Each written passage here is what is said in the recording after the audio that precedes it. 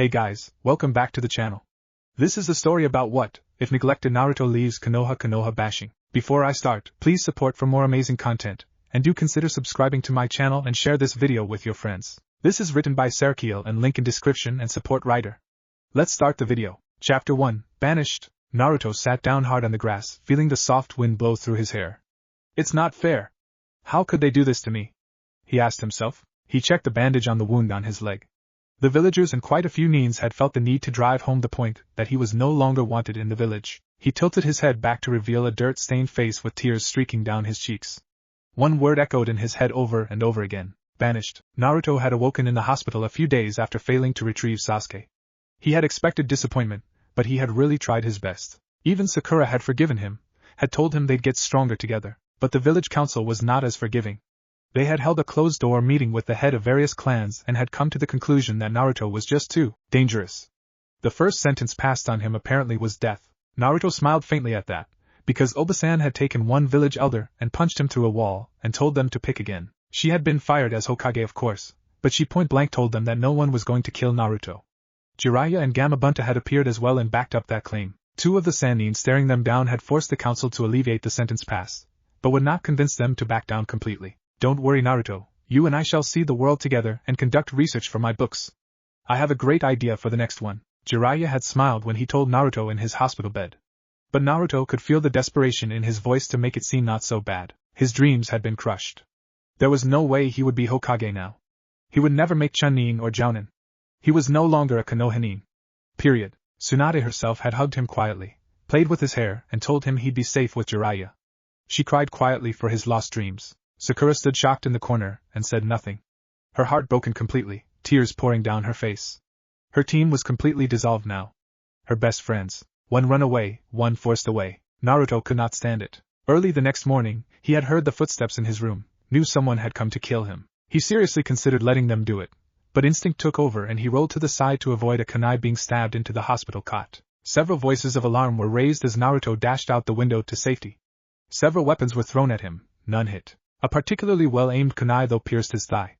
Glancing down, Naruto could have sworn the person who threw it was one of his teachers from back at the academy. He had no time to wait for Jiraiya, who was still sleeping off the previous night's activities. Naruto Uzumaki left Konoha with nothing except the hospital gown he was wearing. With a sigh, Naruto wiped the tears from his eyes and stood up. He tugged at the civilian clothes he had stolen off a clothesline at a farmhouse not far from Konoha. He glanced back in the direction of Konoha. He supposed eventually Jiraiya would catch up to him. But Naruto had no idea when that would be, and it was far more likely that some other Konoha nin would find him first. Naruto was not the smartest ninja around, but he was no fool. Waiting was not an option. Naruto headed into the wilderness, putting one foot in front of the other, and did not look back again. Naruto was lost, he knew that. Clearly there were no people around for miles. A large series of mountains stared back at him. 2 months had passed since he left Konoha. He had not met a single Konoha nin since leaving. Naruto had long since stopped crying. Jiraiya had not found him either, but Naruto did not blame the Arrow Sennin. He had been keeping away from villages and people, staying in the wilderness. He had found a few things to help him. Once he had come across a slaughtered caravan of merchants. Bandits had probably done it. But they had overlooked a few things. Naruto found some decent-fitting clothes, even if they were white and not orange like he preferred. White boots, white pants, white t-shirt and a white coat. Naruto thought he looked like a ghost, but shrugged. It fit, and it kept him warm. He had also found a few kunai. By found, of course, he meant embedded in the dead bodies of the caravan merchants. After cleaning them, he had put them in a satchel he had recovered from an overturned cart. Living off roots, berries and captured live animals was easy enough for a trained ninja. But Naruto had no real purpose. He had kept walking in a straight line, never wavering. And now here he was, staring at this mountain range in his way. I wouldn't go up there if I was you. Heh. Naruto spun around at the raspy voice. A decrepit-looking old man smiled back at him. People die in those mountains, that's the pathway to heaven and hell, kid, don't you know that? No one goes there. The old man, clearly a hunter, put down his catch of 3 rabbits and sat. He sighed and pulled out some sticks and began to build a fire. Naruto's hand still grasped the kunai behind his back warily. This was the first person to talk to him in 2 months. It felt odd. And dangerous. Hungry, kid? Eat with me, it gets awful lonely out here if you stay long enough. The man invited him. Naruto eyed him warily but sat, hands still holding the kunai. Ah. A kunai? Nice. So you're a ninja? Kinda far from home, aren't you? We're in the middle of nowhere. That's exactly where I want to be. Naruto said calmly. He didn't think the man meant him no harm. He clearly had no idea who Naruto was. "Where you from, kid?" the trapper asked as the fire roared to life. He didn't even look at Naruto as he arranged 2 rabbits over the fire to roast. Naruto thought about lying, but saw no real point to it. "Konoha, wow. That's a hell of a long way from here, kid. You trying to circle the world?" The man seemed to laugh at his own joke and leaned back on his backpack. His eyes locked on Naruto's for a brief second with an intensity that hadn't been there before. "We're all running from something, kid. I don't care what your reason is. But going into those mountains is suicide. Most people who have even heard of it are deathly afraid of them." "Why?" Naruto asked, intrigued by the old man's tone of voice. The old man chuckled. "They're called the pathways to heaven and hell. You're at what many people call the edge of the world. On the other side of the mountains is a limitless ocean. But these mountains? Well, they're a nasty piece of work." The man poked the rabbits, turning them to cook on the other side. "Legend says that travelers who go in these mountains are either sucked into the depths of hell, or pulled into the waiting arms of heaven. Either way, none have ever gone in and come out." The old man laughed aloud. "None but me, that is." "Ha!" Naruto stared at the old man. He was clearly a bit on the crazy side. "So how did you escape?" The old man smiled at Naruto. "Well, you're the first person I've met in over 10 years out here. I'll tell you because this secret is too good not to be passed down." He chuckled softly. "I used to teach at a school in a faraway land before the wanderlust took me. I wanted to see the world. I traveled for 20 years before I saw these mountains. My insatiable curiosity drove me to enter them. Suddenly the ground beneath me gave way. I managed to grasp onto the ledge of the cave I was about to fall into. The light that shone in showed me nothing but blackness. I pulled myself out and watched as the ground shook and the hole sealed shut." Naruto stared wide-eyed at the man. Was it a doorway to hell?" "Ha ha ha," the man laughed, then coughed. "No, it was an underground cave that was exposed due to shifting tectonic plates. This edge of the world is a huge fault line. That sort of thing is very common." Oh, Naruto drooped his shoulders disappointedly. "But what about the other part? Pathway to heaven? Ah. Well, after that I decided to be more careful of my movements.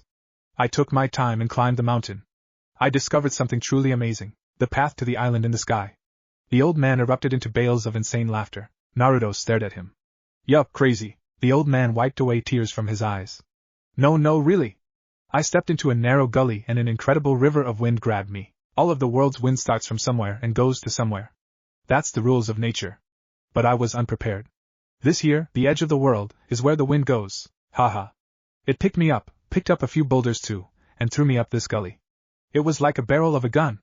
I was shot into the evening sky right into some clouds. Naruto stood up angrily and pointed at him. "You're lying, old man. No one could live through that." "I am not. I was blasted through a cloud. And what did I find? I didn't come crashing back down to earth, oh no. I was on an island in the sky. The density of these clouds is such that it is solid like land. The results of millions of years of wind and debris being flung into the atmosphere. There is dirt, boulders, even trees up there. You don't believe me? Go see for yourself. You're lying. How could that be? And how did you get back down?" Naruto exclaimed in disbelief. "Ha! I was trapped up there for months before I found it. If there is an updraft, there has to be a downdraft too. Imagine a river of wind that is constantly flowing down. This one is much gentler, thankfully. It was like sliding down. I landed not far from where I went up." Naruto scowled at the crazy old man. "Even if I believe this, how did you survive up there that long? Kid, you're really starting to bug me. I told you it's always flowing. There are birds, animals that clearly had been thrown up there too. Some really rare ones too. There's water from rain that has collected into a small lake. There are clouds higher than that one. It's just like normal land, except it's an island in the sky." Naruto sat back down and studied the old trapper. The trapper handed Naruto a now-cooked rabbit and took one for himself. "My name is Livingston by the K." Naruto bit hungrily into the rabbit. "I'm Naruto. Can you show me how to get to this island?" Livingston chewed and laughed heartily. "Kid, I'm old now. If I tried to make it back home I'd die before I got there. I sense my time is close. I'm an explorer, but what good's an explorer if no one ever knew you were here, if you even existed?" the old trapper cried. "Showing you will validate my existence, kid. I'll take you tomorrow." Naruto nodded. He understood Livingston very well. There it is, Kid Livingston had barely made it up the hill they needed to climb to get to the wind channel he described. He was indeed very old, and feeble. Truthfully, he needed Naruto to help him get even this far. With Naruto's help, it had taken them the better part of the day. Naruto looked around. This was a very hard place to find. The rocks were jagged and the terrain unforgiving. No one would willingly come along this path that looked like it led nowhere. Naruto could see it. Somehow he could feel the wind in this place, the extreme power it held. He wondered absently if he could ever match the power of such wind force. "What do we do now?" Naruto asked Livingston. Livingston laughed maniacally, and for a feeble old man seemed to have gained a sudden burst of energy.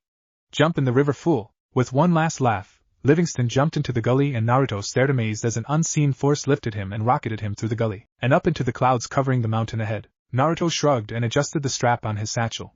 He jumped in and felt the cushion of air as it caught him. It wasn't sudden, his fall slowed down, and then gradually he was pushed, then rocketed towards the sky. He felt an exhilarating rush as the mountain sped past him. He saw in the Wind River a couple rabbits had been caught, and were spinning around madly. The sky loomed before him, and he was shot up into the clouds, riding the river of air. The river punched through the clouds, and Naruto ended up on his backside sitting on a hard piece of cloud. Gotta work on that landing, kid.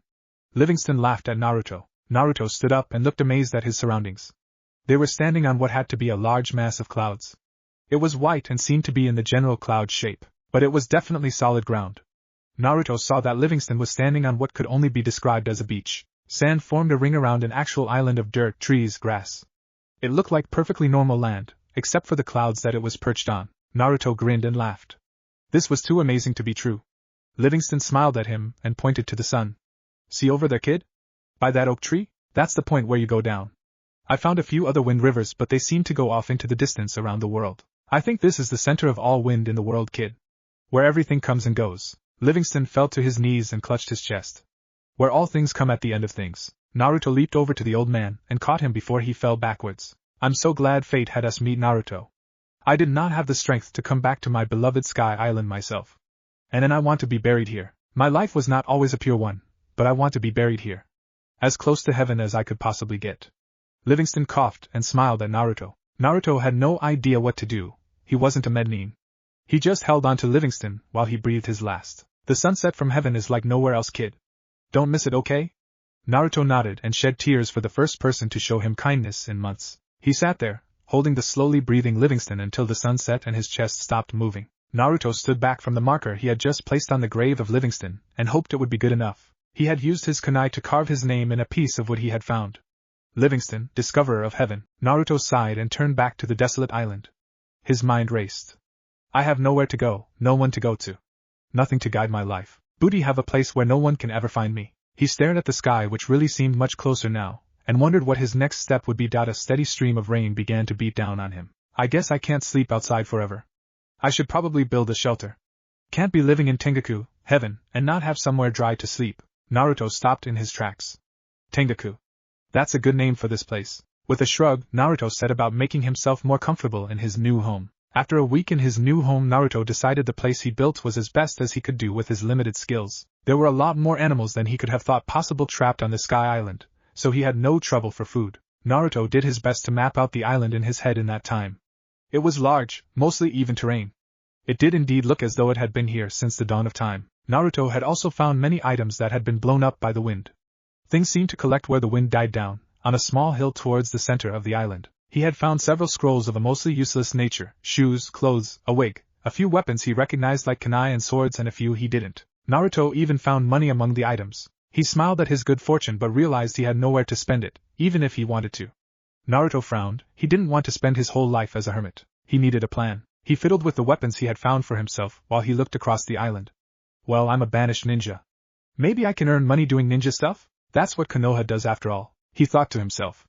The question is, how do I start? Naruto had no idea how to proceed. But he did know one thing. Now he had a home to come back to, so things didn't seem so hopeless anymore. He would need to leave Tengoku for a while, but he'd come back for sure. Besides, he couldn't find any ramen in the wind heap. The following morning, Naruto packed up his satchel with kunai and food, and headed out. He saw the tree that Livingston had pointed out and felt the air currents swirling around it.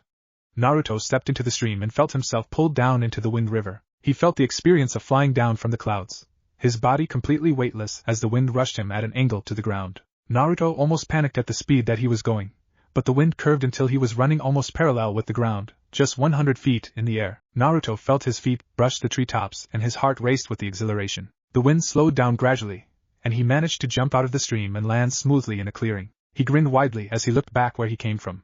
The cloud with Tengoku was so high up, and looked like any other cloud. Completely hidden from the world, Naruto set out to make a life for himself, knowing he had a home to come back to. 3 days east of Tengoku, Naruto was walking across a vast savanna of low-lying grass, when he saw something in the distance. As he walked closer, it looked like a giant birdcage with a vulture in it. The closer he got to it, the more like a person the bird in it resembled. It was a man. Naruto came close to the cage after looking around to make sure no one was in the area. His ninja senses could detect no one. He peered into the cage. The man looked half dead. His face cracked and dry, his eyes closed. His black mane of hair was long and disheveled. He had on black clothes that had long been covered in dirt and grime. A trail of dried blood went down one arm. With a start, the man's eyes opened and he yawned. He glanced at Naruto. Came to finish me off, did you? I told your boss already that I will not tell him where the treasure I stole is, so he may as well give it up. I'll haunt him and kill him as a ghost, so do your worst. Naruto was too stunned to speak. He just took a step back. Well, come on. Aren't you going to? The man looked at Naruto properly, and then stood up in the cage, his hands gripping the bars. You're not one of Lecture's men, are you? He sounded almost pleading. No. Naruto replied. But maybe I should get going. Naruto didn't want to get caught up with the thief. He turned his back to go, but the man called out to him. Wait. Set me free, kid. I'm an innocent man wrongly being punished for a crime I didn't commit. The man said boldly. You just said you stole some treasure. Naruto replied dryly. Well, yes, but that's not a crime if the initial treasure was stolen to begin with, is it? The man grinned. Allow me to introduce myself. I am Sanji Mikado, the greatest swordsman in the world. Naruto stared at him dumbfounded. What a statement to make. The man nodded towards a nearby tree. See my sword over there? The bastards couldn't even be bothered to take it. Make sure it's well kept. Just left it out here to rust. They also left you here to die, you know. Naruto stated incredulously. The man seemed more upset about his sword. I'd have gotten out, but it rained 3 nights ago and the sword need to be wiped down. This is an original Hattori Hanzo sword. It would dishonor me greatly if it were allowed to rust. Naruto nodded. He understood now. You're mad, aren't you? He turned to walk away. No, wait, kid. Wait. You appear before me, dressed all in white like an angel sent to save me. It must mean something. I truly am the greatest swordsman you will ever meet. If you do me this favor, I shall owe you my life. I will forever swear my sword is yours. Sanji looked at Naruto and grinned widely and innocently. Naruto frowned. The man could be a liar and a thief. But Naruto couldn't just leave him here to die. Could he? As he thought about it, he heard the faint sound of hooves in the distance. Sanji heard it too. They're coming back to finish me off, kid. Thanks, but you better get out of here for your own safety. Naruto was stunned at the difference in the man's voice and attitude. His voice had become steely and serious. Naruto's mind was made up in that instant, and he started to form a Rasengan, his shadow clone appearing next to him to help him complete it. A ninja. Sanji said as he stepped away from the lock. Naruto slammed the Rasengan into the lock and it blew apart. Sanji stepped out and fell shakily to his knees. If you're a ninja, paying back my life debt just got a hell of a lot more dangerous. He pushed himself to his feet and glared at the approaching horseman. Excellent, I hate when life gets boring. Do me a favor and let me deal with these guys? I owe them a little something. Sanji lunged for his swords as an arrow whizzed by his head. The horsemen were upon them, and Naruto leapt away from the fight. He looked on from a nearby tree as Sanji engaged the 6 riders. Sanji grasped his sword and with a flick or his wrist sent the scabbard flying off the sword and towards the first rider. The point of it was clearly sharpened because it went through the man like a spear. 5 riders and 1 rider-less horse now bore down on him. He rolled to the side and parried a swing from one of the riders. With a sudden twirl, his body pivoted in midair. His sword was a blue blur as it sliced the air. Almost faster than Naruto could follow, Sanji planted his foot on the ground and sprung back into the middle of his attackers. To them it probably did seem like he disappeared. In an instant Sanji stood with his back to the riders, his scabbard back in his hands. He slowly slid his sword into it. As if on cue, the riders fell from their horses, spurts of blood spraying upwards. Naruto was actually impressed. The man was not just full of talk. He was indeed a good swordsman, at least the best he'd ever seen. Sanji sighed. That felt good. Pay back, you punks. He looked around for Naruto. Hey kid, you got any sake? I haven't had anything to eat or drink in a week. Sanji grinned widely and Naruto smiled back. Sanji then promptly fell to his knees and collapsed in the dirt. Chapter 2, First Steps. Naruto prodded the fire with the stick in his hand.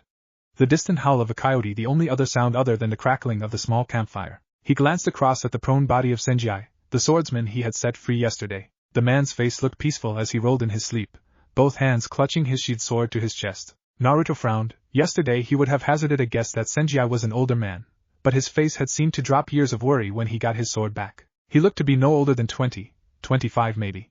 A young swordsman with a very high level of skill, Naruto thought. Sanji stretched out with a groan. That was a good nap. He glanced over at Naruto, his black eyes boring into Naruto's steel blue. So what's your name, my lord? Sanji asked with a grin. Naruto's mouth dropped open. What? Well, I owe you my life, so my life is now yours. Sanji smiled as he sat up and rubbed behind his head. His eyes closed as he chuckled. It's my honor at stake, you understand. Naruto blinked 3 times, then shrugged. I'm Naruto. Uzumaki Naruto. Well then, my lord Naruto. Kenji stared at Naruto intently. Where are we going and what's the plan? Naruto looked back at Sanji and grinned. He had been thinking about it ever since leaving his new home. Naruto had grown up alone and didn't want to spend his entire life that way. It was time to make a start. Well, I'm starting my own village. I plan to get jobs a ninja would get, and get the money I need to build my village. Sanji stared at Naruto with his mouth open for a full minute. You're serious, aren't you, my lord? Naruto grinned nervously. I know it's a lot to do, but I think if we took it one step at a time we can do it. I never give up. That is my ninja way. Sanji stood up and paced, pausing to glance at Naruto every now and then. Naruto seemed almost oblivious to this as he went about cooking dinner. Fate has certainly led me to an interesting companion. Sanji muttered. My lord, he began. Naruto cut him off. Please call me Naruto? That my lord stuff just sounds weird. He made a face and went back to the task at hand. Okay, Sanji sat back down with a thump. Your goals are amazing and worthy. I will dedicate myself to helping you achieve them. Naruto looked up and grinned. Thanks, Sanji. Sanji smiled back. So where are we going to build this village? 5 minutes later, Kenji come back. It's all true, I swear it. Naruto shouted at the angrily storming off samurai. Sanji stalked into the forest, looking to sit alone and quietly for a while. My new lord is a madman. What a cruel fate to befall me, the best swordsman in the world. Konoha. Lee stood looking at the rising sun. For weeks now he had stared off in that direction, the direction his friend Naruto had been driven off into. No one had seen or heard from him since. Lee had tried talking to Sakura about it. Where would Naruto have gone? But she could barely form words to speak. She had cried for several days. Lee himself had cried, sorrowful tears of youth, he insisted. Such cruelty at the hands of the villagers they were sworn to protect. Lee could not understand it, could not believe it. Of course, the retribution of Naruto's friends had been swift. Tsunade had sent Hayashi to the hospital with a broken skull, ribs and spine. It was doubtful any of the medical ninja there could heal him.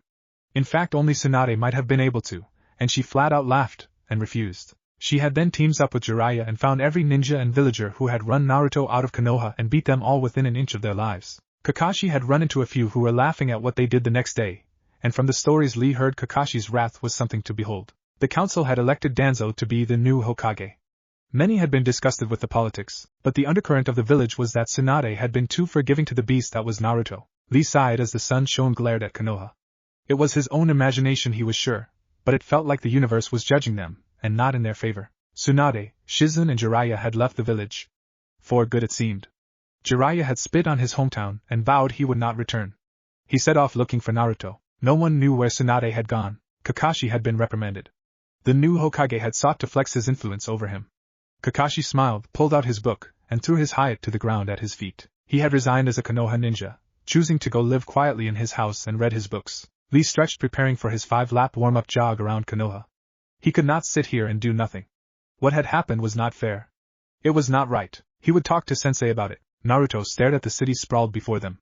It had taken a few days for them to reach the city. It was at least 3 times as big as Konoha, Naruto decided, and the towers seemed to be taller than any he'd ever seen. Naruto could see some huge boats coming into dock, their sails billowing in the wind. People hustled about oblivious to each other, focused intently on whatever purpose drove them today. Sanji sighed. Welcome to Karaki. The city where anything can be found, bought, sold, stolen. The city of sin in the west. Naruto just nodded absently as they looked down from their vantage point on a hill on the outskirts of the city. Sanji continued. If you want to earn money doing ninja jobs, this is the place to come. Lots of missing nin come here to vie for the freelance jobs that exist. But Sanji paused and smiled. You need to first prove yourself to the overlords that you can handle the jobs, and would be able to get them done. Naruto turned to look at Sanji. How do you go about doing that? Easy, Sanji replied. You enter the Kumite. You fight the best fighters from around the globe. Ninja, samurai, monks, street fighters. Everyone comes here just to prove themselves and make a name. The ones who get noticed get jobs. Simple. Naruto nodded. The first had explained to them that the Chunin exams were pretty much for the same reason. So this Naruto at least understood. Well then, I have a contest to sign up for. Naruto grinned at Sanji, who smiled wickedly right back. Ladies and gentlemen. The ringmaster's voice boomed into the microphone. Naruto sat in the bleachers with 100-odd other fighters. Sanji himself had also signed up. Naruto had no idea the contest would be this soon, starting only the day after they arrived. But he was glad he didn't have to wait long. He tugged at his white shirt and sighed. He missed his orange. Welcome to the Kumite. Drums sounded all along the grounds as 30 drummers with rope tied around their heads and drums strapped to their shirtless bodies pounded out a fast rhythm. The crowd in the stadium went wild. The Kumite was big business to Karaki apparently. Thousands of people filled the stadium to look at the action. You all know why you're here. To see who is the best. Our reigning champ? Is he the best? Is it Jiraiya? The announcer dragged out that last name to thundering screams and applause from the crowd. A huge hulk of a man stood up from the bleachers and waved at them. His entire head was wrapped in a mask. Naruto swallowed hard. The man's biceps were bigger than Naruto's head. He really hoped he didn't have to fight him just yet. Without further ado, our first matchup for the day is, and so the matches began. Naruto looked on in amazement as the first few matches went on. These fights were not child's play. There was no referee. There was no draw, or conceding. You fought until someone was either dead or knocked out.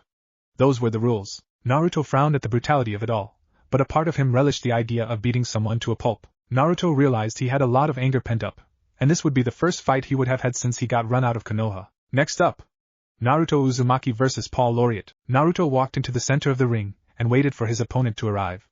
A Caucasian man who had a funny spring in his step. Fight! The announcer shouted. Naruto blocked as his opponent kicked at his head in the blink of an eye. Naruto was shocked at the man's speed. He was easily as fast as Rock Lee. Before he had time to think, Naruto was swept off his feet by a spinning ground sweep. Laureate kept the momentum of the spin and brought his other leg sweeping around to catch Naruto in mid-air. It connected with a satisfying thud, but to everyone's surprise, Naruto just vanished in a puff of smoke. From the ground Naruto launched himself at Laureate. Unfortunately for Naruto, this was no Chunin match. Laureate saw him coming and stepped back just enough to avoid the uppercut.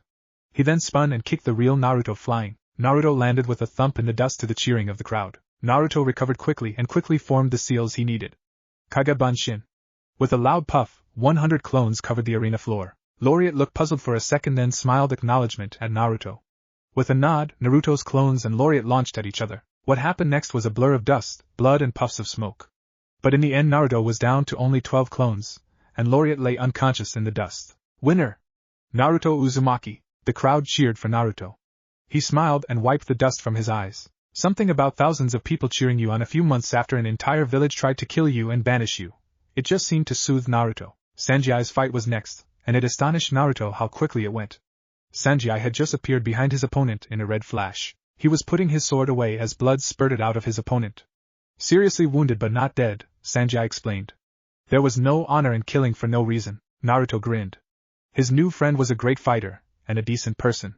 Something Naruto had come to value. He made a mental note to ask Sanji how he moved so fast later that night. Just as the sun was setting and Naruto was thinking all the matches for the day were done, the stadium lit up with fire from hundreds of torches. Sanji, who was sitting next to him, leaned in and explained, "There is no rest, no sleep.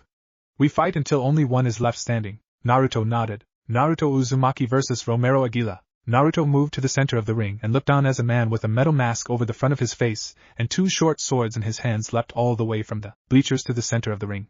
Naruto whistled. That was a good jump. Fight. Naruto wasted no time this time around, and attacked first. He launched a series of kicks and punches that were all easily dodged by Romero. Romero shrieked like a girl and Naruto could see the two short swords swinging. They put two shallow cuts on his forearms. He drew back and contemplated his next move. Those swords would be a problem. Romero shrieked again and dove at Naruto's swords first, twisting in mid-air to simulate a corkscrew. Naruto rolled to the side and came up with two clones on either side of him. One clone rushed in to fight and distract Romero, while Naruto and his other clone formed a Rasengan. Sanji watched in fascination for the second time as Naruto created his ultimate jutsu. Once it was complete, the other clone leapt into the battle. So the clones were attacking from left and right, while Naruto lunged down the middle. The tactic partially worked. Romero took the Rasengan to high midsection and went flying backwards, but he seemed to be twisting with the movement, and ended up controlling the impact of it. Romero landed on his feet at the edge of the ring. With a shriek he jumped back in the air, high above Naruto, arcing down, his legs preparing for a final kick on Naruto. Naruto was stunned. No one had ever been able to take a Rasengan and shrug it off. He rolled to the side again and in desperation threw a brace of kunai at Romero. Romero knocked them all away, left, right, up, with his swords and kept coming after Naruto, slicing right into him. With a puff of smoke, the last visible Naruto in the ring vanished. Romero looked to the ground again, waiting for Naruto to spring out of it. His eyes darting left and right, head tilted down, he did not see the last kunai he had parried into the air come hurting back down to him. Nor did he see when it changed back into Naruto and kicked him at the base of his skull. Winner Naruto Uzumaki. Sanji smiled and shook his head sadly at the same time as Naruto, exhausted, took his seat next to him. You very clever Naruto. But cleverness will only get you so far. You must become stronger if you want to form your own village. Naruto's eyes glared at Sanji. He wanted to be mad, but he couldn't. He could see the logic of what he was saying. Aren't you ninjas supposed to have an affinity? I've encountered some of you before and usually you have a specialty. Fire, water, ice. I've seen many versions of this, but you've not shown anything like that. Sanji's eyes casually took in the next match while he was talking to Naruto. I don't know if I have an affinity. Naruto responded. Sensei never really spoke to us about it. Now that he thought about it, Naruto realized that Sanji was right. Sasuke had been able to use lightning jutsu, so clearly he had a lightning affinity. Naruto wondered absent-mindedly how he'd find out if he had any leanings towards a certain type. Sanji, as if reading his thoughts, muttered to him. In battle we always find new strengths. Try something new and see if it works out for you. If not, well then. Sanji laughed a little. Then you'll just lose. Naruto stared straight ahead, ignoring the small laughter. I do not lose. Sanji had progressed again, defeating a nunchuki user in what was a surprisingly long bout. Well, long for Sanji as it took over 30 seconds. During the last hour of fighting, thought Naruto had been sitting with his eyes closed, forehead furrowed in concentration. It wasn't often that Naruto could sit quiet for so long and think. Naruto Uzumaki vs. Leopard. Naruto opened his eyes and walked into the center, the night breeze blowing coolly against his skin. He looked up and saw a gust pick up leaves and sweep them around. Naruto's eyes opened wide, and he looked back down to his opponent. A grin spread across his face. Worth a shot, right? He leaped into the ring and landed in a small puff of dust. Anticipation coursed through Naruto. He was about to try something new, and that always got his juices flowing. Leopard was a wiry man, with markings on his bronze body that resembled the great cat he was named after. His back was arched forward and his limbs looked a bit longer than they should have. Naruto's eyes assessed his opponent. Well, he does look the part. Fight. The MC commanded and stepped away. Leopard did not advance. He instead growled quietly and walked sideways, sizing up Naruto. Your little parlor tricks will do you no good here, ninja. A low guttural voice spoke. Leopard seemed to want to talk before he fought. My style is unbeatable, especially for a kid such as yourself. Naruto grinned. After enduring lectures from Sasuke and Neji on how inferior he was, this guy's words had absolutely no effect on him. Naruto cracked his neck, then rushed in. He lunged at the man, pulling out a kunai as he ran. Leopard sprang towards him, baring his sharpened teeth and holding his fingers like claws. Naruto threw a punch that was neatly blocked. A slash from Leopard raised Naruto's arm and he swiveled to try a kick. He found his leg caught in midair, and he was thrown high up. Leopard jumped up to kick him, but Naruto formed a Kage Bunshin in midair that pulled him out of the way. Naruto landed a few feet away as Leopard came back down. In that pause in time before Leopard landed and would be able to attack again, Naruto decided he was going to try his idea. He put both hands palm forward, keeping his elbows at his side, and drew as much chakra as he could to them. It all happened in a split second. Leopard landed. Naruto pushed his hands forward, trying to force the chakra out of his palms. Leopard looked wide-eyed as something hit him in the midsection. A blast of pure energy had exploded out of Naruto's palms, in the shape of a large, ever-expanding wave. It radiated outwards, moving swiftly out and away from Naruto. He stood there in shock as he saw Leopard flung backwards an impossible distance. But more than that, was that the shockwave didn't slow down. As it hit the stands where spectators and fighters alike were sitting, there was a sharp cracking of stone and splintering of wood. The stands blew up like a stack of toothpicks, debris and dust flying everywhere. Naruto could see some fighters and even a few spectators had leaped clear of the blast, but most hadn't. Naruto fell to his knees, breathing heavily. Okay, too much chakra in that one, and I don't think it took the form of wind like I wanted. Pandemonium reigned for a few minutes as people struggled to free themselves from the broken seating. Naruto sat in the ring, looking worried. He really hoped no one had been hurt. Sanji just sat in the good section of the stands and looked thoughtful.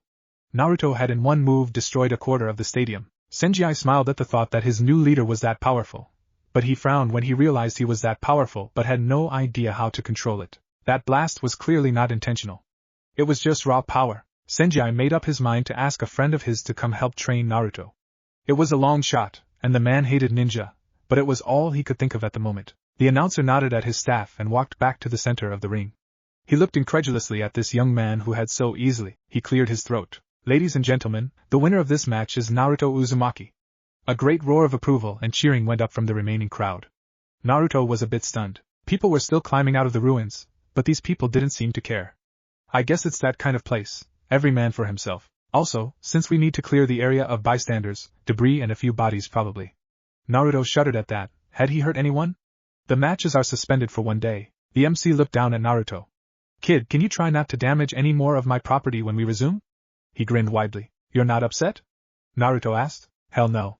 When people hear about what just happened, I'll have more patrons at the continuation of the Q-Might. It's good for business to have insane levels of power and fighting, it's what the people want to see. He snapped his fingers, and Naruto saw a large guy pick up Leopard and fling him over his shoulder. He walked off to where Naruto knew the infirmary was. Hey Naruto! Sanji called out. You hungry? Wow! Sanji whistled low. You sure can put those away. He gestured to the empty bowls of ramen. Naruto smiled as he slurped down his 10th bowl. Well, it's not as good as Ichiraku's, but it's pretty good all the same. And I haven't had ramen in a while. A few patrons in the ramen bar were looking at Naruto and whispering. Sanji chuckled. Well, I'd say you've succeeded in making a name for yourself. Every man, woman and child within miles of here now know your name, and that you can single-handedly wipe out an army if you wished. Naruto almost choked. An army? It was just a jutsu that I tried on the spot. It's not exactly. Not exactly what? Sanji smiled. Complete? Yeah, I could see that. But damn if it wasn't horribly powerful. Naruto frowned into his bowl of ramen. It wasn't anything like I wanted. I was trying to use wind jutsu. I just wanted a gust of wind to blow him away. Sanji laughed aloud. I'd say the effect was the same. But you're right, that wasn't wind. That was pure energy. With a sigh Sanji continued, listen, I have a friend who knows about ninjutsu arts. He's not a ninja mind you, just a very knowledgeable person. I think we should go talk to him when you're done eating. He could probably point you in the right direction. Naruto's eyes lit up, and he tilted the bowl back and drank it all in one gulp. Done. Let's go. We only have one day before the fights start back. Sanji called out. Old man. You still alive in there? Naruto looked down as Sanji banged on an old wooden door. A walled-off compound with stone carvings of elephants, and strange-looking people with 4 or more arms adorned the pillars around the door. Sanji? Is that you? A voice from within the compound replied. Sanji grinned. Yeah, it's M. Before Naruto could blink, the doors were opened and a fist had knocked Sanji to his back on the ground. A grizzled old man, with dark tan skin, stared down at Sanji. A glare on his face, his robes fluttering in the wind. I guess you're still mad about the thing with your daughter. Sanji said from the ground, not trying to get up. Mad? If you were not my brother's student at one time you'd be dead right now. My only daughter, Sanji grinned.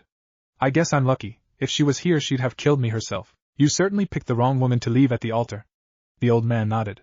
His face softened, and he extended his hand to Sanji, to help him up. Even if I do understand the reasons, she's still me daughter. You understand? Sanji smiled sadly and nodded. Naruto made a mental note to ask about that exchange later. Naruto, Sanji turned to him and smiled. This is Sensei Tenchi Shiratori. Sanji turned to Tenchi. Old man, this is Naruto Uzumaki. My new nakama. And the man I've sworn allegiance to for saving my life. Tenchi looked between the two. Sworn allegiances are not to be taken lightly. But neither is a life debt. I hope you honor it properly, Sanji. He turned to look at Naruto, sizing him up. So you're Jiraiya's student's son. Naruto's jaw dropped. Sanji did a double take. What? Naruto asked. Jiraiya's student? Tenchi nodded. The 4th leader of your village, Minato something or the other. I met him once when he was traveling with Jiraiya. He had to be your age, I guess. You look exactly like him. So unless you are him, and have learned an age-defying, death-defying jutsu, you're his son. Naruto rocked back.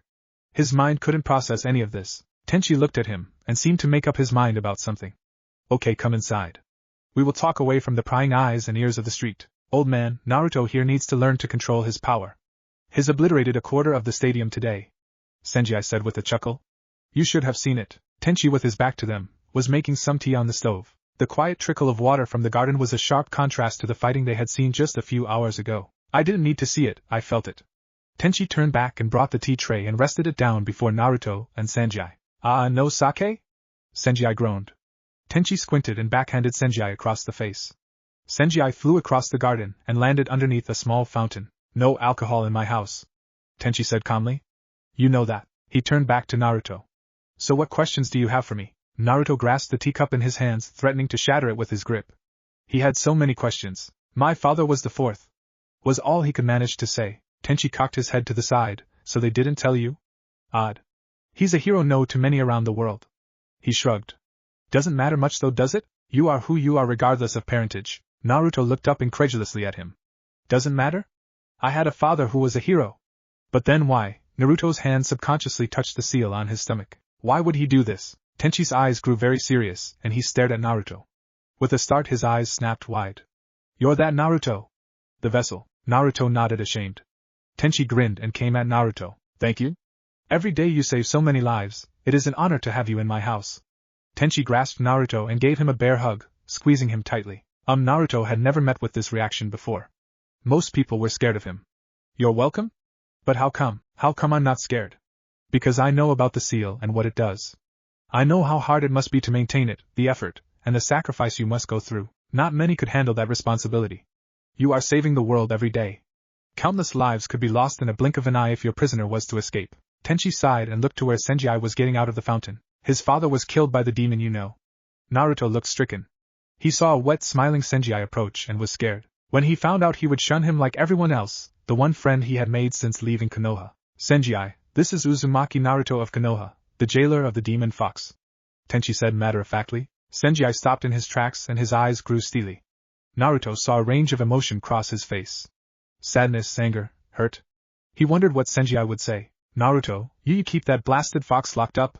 Sanji asked slowly. Naruto nodded, afraid of the outcome of this discussion. Sanji looked at him, then got down on one knee. He drew out his sword and extended it across his palms at Naruto. The oath I took once is not strong enough. My debt to you will never be repaid. My sword, my life is yours. I shall protect you for eternity, this life and the next, on my word as a samurai, on my soul. I do swear it. Sanji had tears streaming down his face as he spoke. Naruto did not know what to say. Sanji got up abruptly and walked off, around the corner of the garden for some privacy. Teni looked sadly at him go.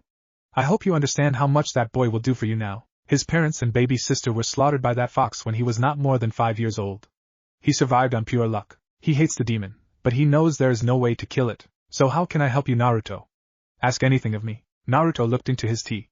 He forced all the thoughts about the demon, his father and Konoha to the back of his mind. I need to learn what my affinity is, and I want to get stronger. Strong enough to build my own village. A village where no one is persecuted or hated, where everyone can live together in peace. Tenchi sat down and sipped his tea. You certainly dream big. I can help you with the first part easy enough. That tree over there is fed chakra, or chi, so just pick a leaf and hold it in your hands. It will tell you what your affinity is. Naruto got up and walked towards the oddly pale brown tree, which stood out in the lush garden of greens and flowers. He pulled a leaf off and held it. He turned to show Tenchi. The leaf had split in two. Wind. Tenchi said simply. Naruto stared at the leaf.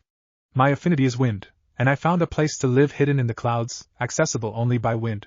The gods might not hate me that much after all, so now you need to understand what wind can do. Tenchi rose up and gestured for Naruto to follow him. They walked into his house, and into a large training room. This is a chakra room. The walls cannot be damaged by any form of chakra. The wood is made from that tree you saw outside. So fire, water, wind, it doesn't matter what is directed at the walls, roof or floor, no damage will be done. Tenchi walked to a wall and pulled down a sword from a rack of weapons. I don't know how it's taught in Konoha, but in my clan, chi skills are taught with a weapon. Tenchi threw the sword for Naruto to grasp. He took one look at how Naruto held the sword and took it back. Nope, clearly not a sword user. He turned back to the wall and pulled down some nunchaku, with the same result. Naruto spoke up. But I've never used these before, couldn't I learn? Tenchi did not turn to look at him while he was picking the next weapon. I have no time to teach you to use something you are not born to use. Everyone has one weapon, one style that fits them perfectly. It would be easy, flowing, for you to learn to use that. He picked up a wooden staff and threw it at Naruto. Naruto caught it easily and held it at his side. Tenchi squinted his eyes. Okay, you're a bow staff user. Naruto felt the staff in his hand. It did actually feel pretty natural. The hard oak staff was slightly longer than he was, but it felt perfectly balanced in his hands. Tenchi smiled. This makes things easier. The basics of bojutsu is that it's very similar to hand-to-hand combat. So the moves can apply to unarmed as well as armed combat. I've no time to train you on the art, but I can show you how to channel your chakra into wind.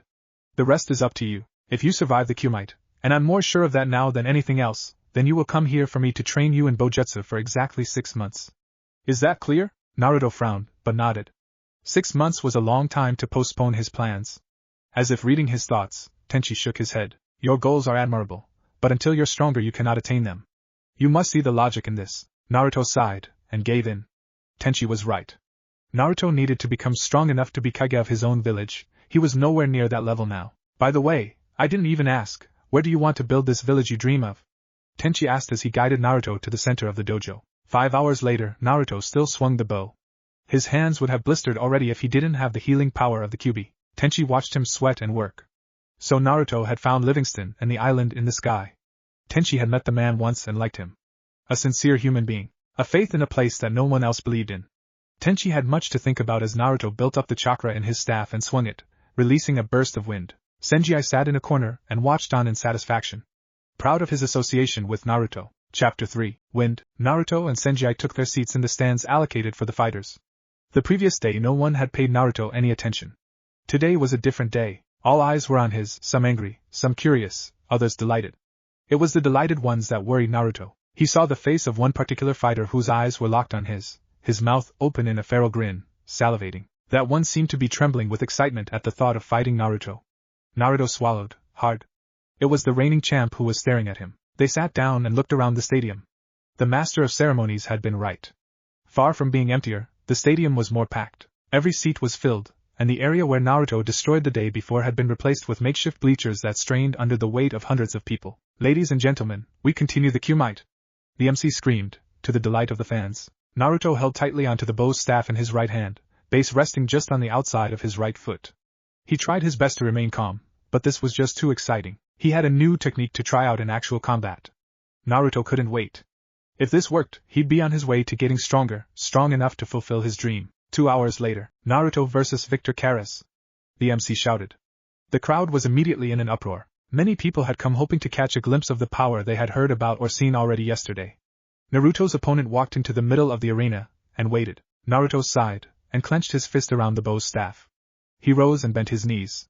He sprang from the bleachers into his starting position in the middle of the field. A small circle of dust surrounded him. Naruto held onto his bow, pointing straight up and resting on the ground next to him like a pole. He breathed in and out deeply, preparing his chakra. Fight! The MC shouted, then ran off the field, clearly not wanting to get caught in any kind of backlash. Victor Karas was a middle-aged man with scars over most of his body. He had clearly seen years of battle. He sneered at Naruto. What you going to do with that stick, boy? He drew a sword from his waist. I'm going to slice that toothpick, then peel the skin off your bones. Naruto smiled. At least he didn't have to worry about hurting a good guy. He lifted the bow and held it across his body, palms extended. Victor charged at him, but Naruto wasn't playing. He wanted to use this move immediately, couldn't hold the chakra build up in anymore. He brought his foot forward and pushed his right hand forward quickly, flicking the bow towards Victor. Victor Karas, even though he was still a good 20 feet away from Naruto, felt as if someone had hit a sledgehammer into his side. He went sprawling into the sand. He got up and spit out a bloody tooth. He grinned. Is that the best you got? He laughed. Naruto looked puzzled, then smiled. No. I was just getting into position. Victor stopped laughing. The crowd was deathly silent, waiting. Naruto gathered his chakra and exhaled, feeding it into his hands and then the bow. He raised it and jumped forward, landing in a crouch. Naruto brought the bow down in a sharp swing, slamming the end into the dirt. Tenchi Sarakiel, he shouted. An arc of wind followed the path of the bow, shooting like a shark's fin along the ground unbelievably fast towards Victor Karas. He had no time to jump out of the way. The wind hit him full on, and he stood there taking it at first. The wind shredded his clothes, flung his hair back and spread-eagled his arms. He screamed into the maelstrom as his grip on the ground couldn't hold anymore, and he was flung backwards. He hit the wall of the stadium, and the wind kept battering him. There was a sharp crack and a huge gully was etched into the stone wall of the stadium where the wind hit it.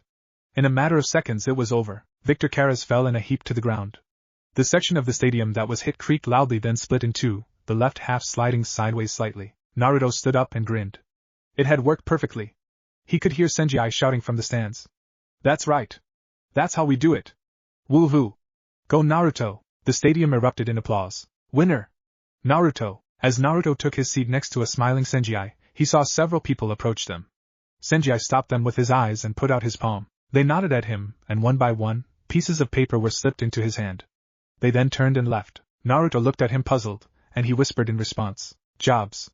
You've proven yourself more than enough to get the interest of several people who want jobs done. So we go through their requests, and see what you want to do. Naruto looked excited. But I thought I had to win for people to notice? Sanji laughed. Naruto, in 2 strokes you destroyed your opponent, and cut the stadium in half. I think people will notice you. People far and wide will notice you. Naruto's eyes glazed over for a second, a million thoughts going through his head. Would Konoha find out? Would they be proud or would they hunt him down? Would his friends even care? Sanji's next fight was against a fellow swordsman. It was a majestic sight, more like a dance than anything else. His opponent's face was mostly covered except for his eyes, a long red scarf flowing behind him as their swords clashed in the sunlight. Sanji's black suit was looking the worse for wear as the fight wore on, slices appearing in the material. Of course his opponent had them as well, with small cuts and drops of blood for good measure. After 15 minutes of this, the MC's voice cut in. 15 minutes. Would the combatants like the option of Anshitsu? The 2 swordsmen stopped and stepped away from each other. They both nodded. In a flash, the scarfed opponent had pushed his scarf up over his eyes, tying it tightly. Sanji had pulled out a kerchief and did the same, effectively blinding himself. Naruto's mouth dropped open. What was he doing?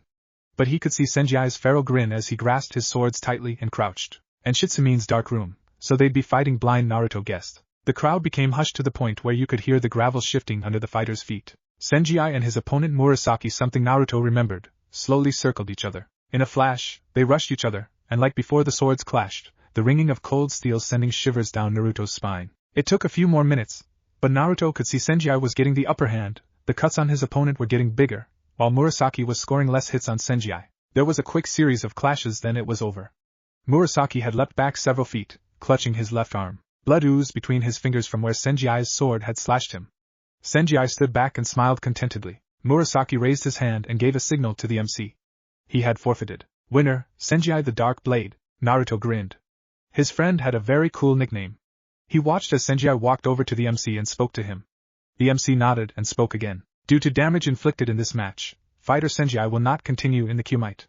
The crowd seemed slightly disappointed. Sanji walked over to where Naruto was and sat down. Naruto turned on him. Why did you drop out? You were winning every match. Sanji turned to look at him with a tired smile. Well, I don't know if you noticed, but there are only 4 of us left. Which means I'd have to fight you in a few minutes. I could probably hold my own for a while, but I really don't want to be on the receiving end of your wind strike. We've got several jobs lined up and I need to recover if we want to do them. Naruto nodded. His friend was very practical. That was good, Naruto thought, because I'm very impulsive. Would my unpredictability slow me down in being a good leader? From starting my own village? Naruto shook his head. Now was not the time for such thoughts. With Sanji out of the fight that just left the reigning champ Gaara and his opponent, a small man who used a weird animal-style martial art that Naruto had seen before, but not to this extent, Naruto had only one word to describe the match. Brutal. Gaara was the fastest person Naruto had ever seen, despite his huge size. He practically rammed into his opponent. As the man was about to fall backwards though, Gaara had grabbed his arms and thrown him into the air. He had then leapt into the air and somehow gotten the man's arms behind his back, and his legs hooked. They came crashing down to earth, the small man underneath pushing Gaara. They landed with a sickening crunch. The masked champion got up and walked away, not even looking back. Winner Guiwarriera, the MC articulated. We will break for 5 minutes, then the final match will begin. Naruto versus Guerriera. Naruto felt the nervous energy build up inside him. He'd soon be fighting for his life against a much stronger opponent. He smiled and turned to a similarly smiling Sanji. I feel so alive right now. Sanji nodded at his friend, leader, and kindred spirit. Naruto stood in the middle of the arena, looking at how huge Gaara was.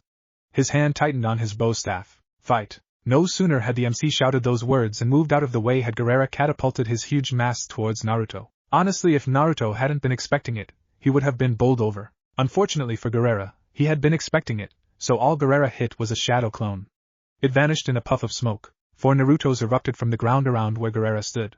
Gaara growled and brought his hands together with a loud clap. Naruto's eyes bulged as he saw familiar signs being formed, although with slight differences. Lion, bear, boar, was that an ox? With a grunt, Gaara doubled in size. He went from a towering 7 feet tall to a massive 14-foot giant. His muscles seemed to take on a harder quality. Naruto's eyes squinted. The man looked slightly armored at this point. He could see why he was feared. The 4 Naruto clones took their position and raised their staffs. As one, they all performed the same move as before. Tenshi Sudoraku, they shouted in unison. 4 staffs slamming into the ground. 4 arcs of air racing to Gaara. The masked fighter jumped impossibly high, straight up. He avoided all 4 blasts and landed back where he began. The Narutos frowned and prepared for another move, when Gaara blasted his way towards one of them.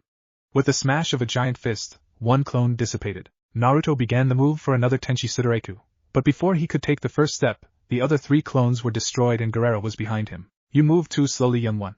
Naruto swung the bow, but too late. He was backhanded across the face. Naruto spun madly around a few times before landing in a heap not far away. He blinked his eyes open, thinking he never felt a punch like that before. He looked around. His bow was by the feet of Gaara.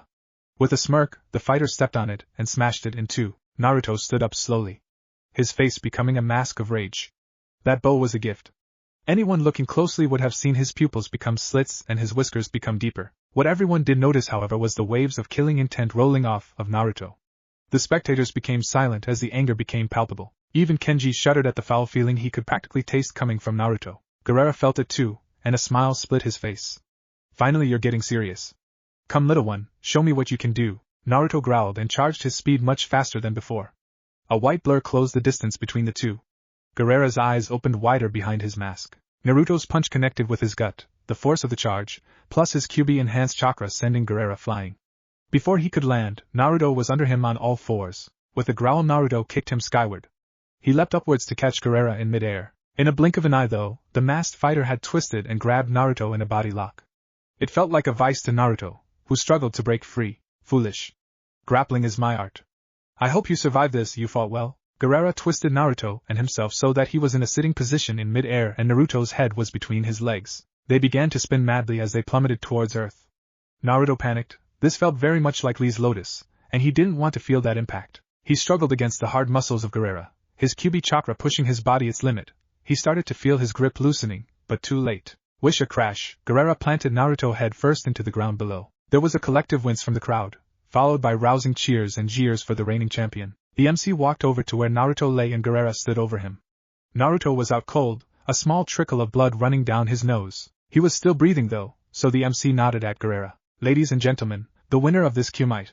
Guerrera. The crowd roared its approval, while Sanji rushed out to the middle of the arena to collect Naruto. 1 month later, Jiraiya drank his sake quietly at the end of the bar.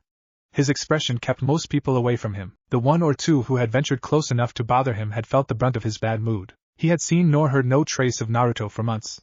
He had left Konoha so far behind that most people in these areas had never even heard of the Fire Country. Jiraiya had no more interest in the loose women he had before, no more time for frivolities.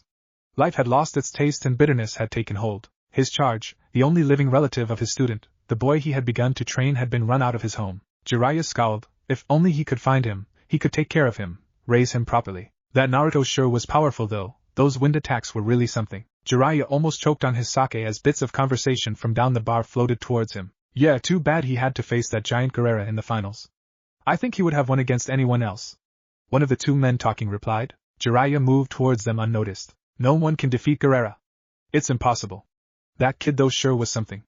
I'd hate to go up against him in a fight myself. Jiraiya stood behind both men and clamped his hands down on the back of their necks.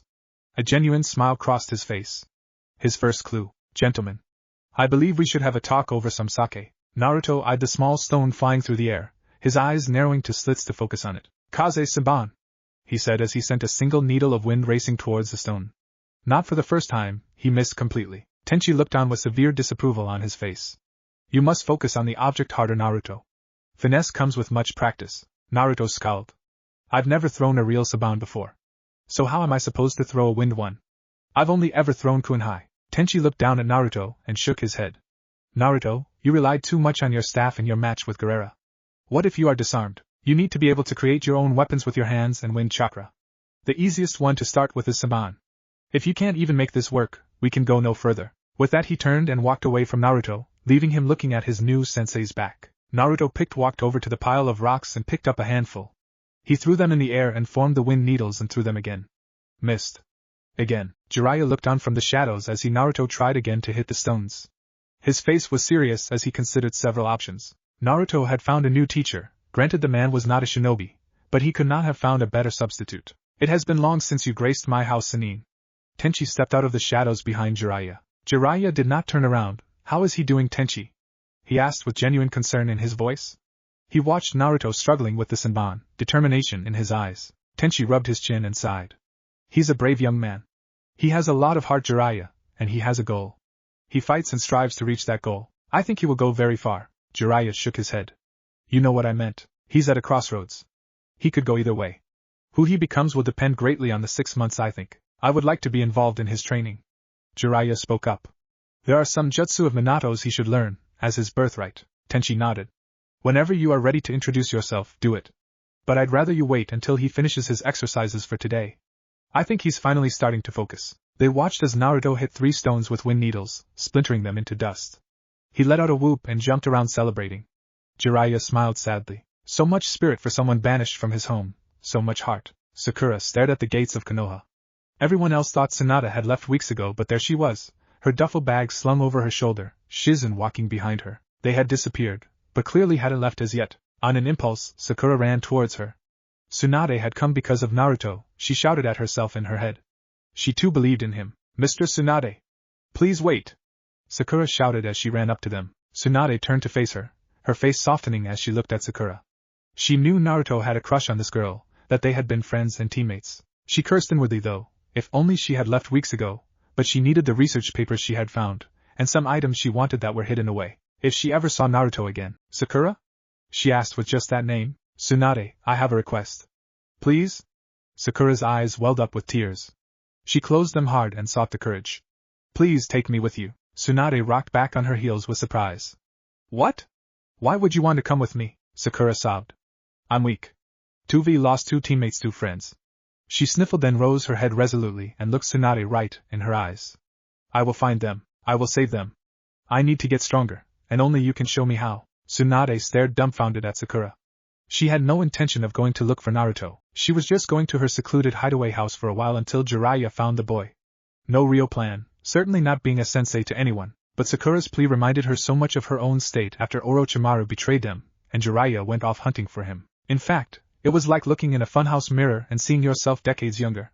Her mind processed it for a full minute before she turned her back on Sakura. I'm walking east. I hope you can pack fast and catch up to me soon, apprentice. I will not wait for you. Chapter 4. Speed. Naruto stood at the line that Jiraiya had drawn with chalk on the grass. His eyes burned as sweat rolled down into them. The midday sun beat down mercilessly on Naruto, Jiraiya having found himself a nice piece of shade to watch the training from. Naruto scowled at his mentor and friend for a second, then looked back at his target, a chalked kanji written on a stone 100 meters away. He held his breath for a second and then let it out with his effort. Hiraishin no Jutsu. Naruto knew what he wanted to do. He wanted to appear where the seal was. An instantaneous teleportation of himself across space. What actually happened was far from it, as he once again found himself at the correct spot, but missing his clothes. Gah! With a yelp he attempted to cover himself with leaves. Jiraiya grinned. He's getting the hang of it. At least he's not leaving behind his hair or limbs. Come on, boy. Can't you do better than that?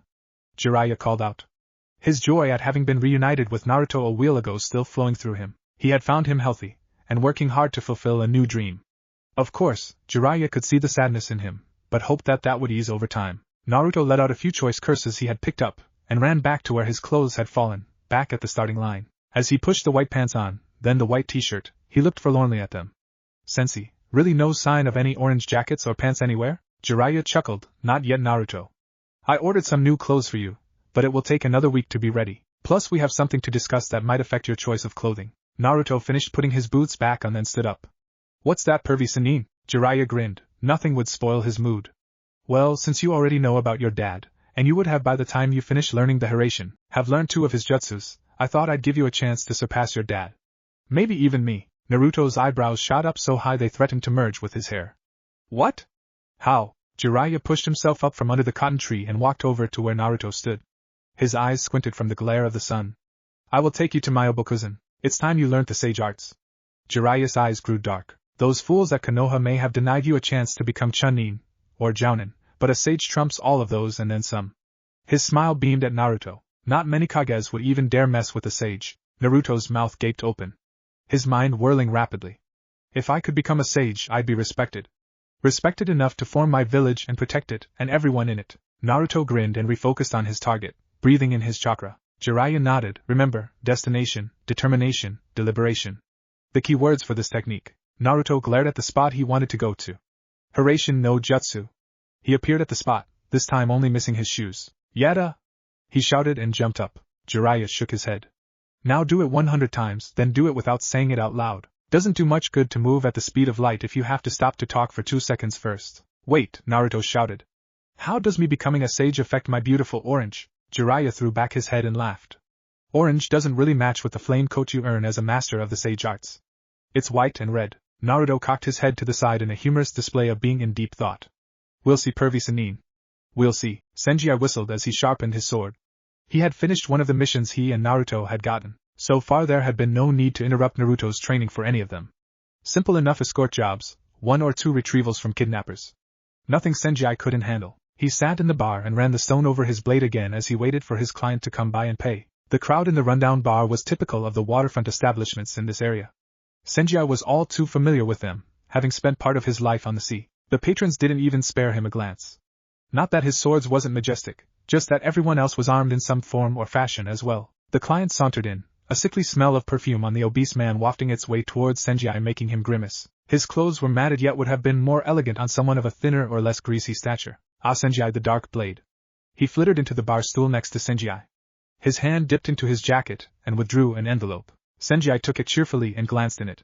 He had no need to check the money. If the man double-crossed them he'd pay soon after, he knew that. Plus in a town like this one, a man who doesn't pay for his odd jobs didn't live very long. Have you heard, Sanji? The pirate Torino has set his sights on our fair port city. I myself will be moving inland to avoid the conflict. Several heads shot up. Apparently eavesdropping was also the norm for this city. Did you say Torino? The pirate captain of the Blood Armada? One man asked. They now had the entire bar's attention. Sanji's fat client lapped up the attention. Why, yes. My sources say he would be here by nightfall. That's the problem with being such a successful town, it attracts riff-raff. He haughtily looked down on the patrons of the bar. Well, I guess I'll be. A knife embedded itself in his throat, and he gurgled and choked on his own blood. Riff-raff, huh? One of the sailors in a far table got up and retrieved his knife, pulling it hard out of the dying man. I don't like your face. Several men laughed then went back to drinking. A few others got up to leave town before the pirates got there. Sanji looked thoughtful, not even noticing his dead ex-client.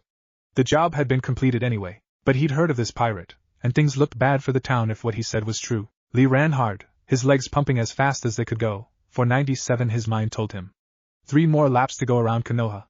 His body felt like it was on fire, yet he pressed on. His thoughts, however, were still far away, no matter how hard he tried to not think about certain things. His talk with Guy-sensei had been enlightening.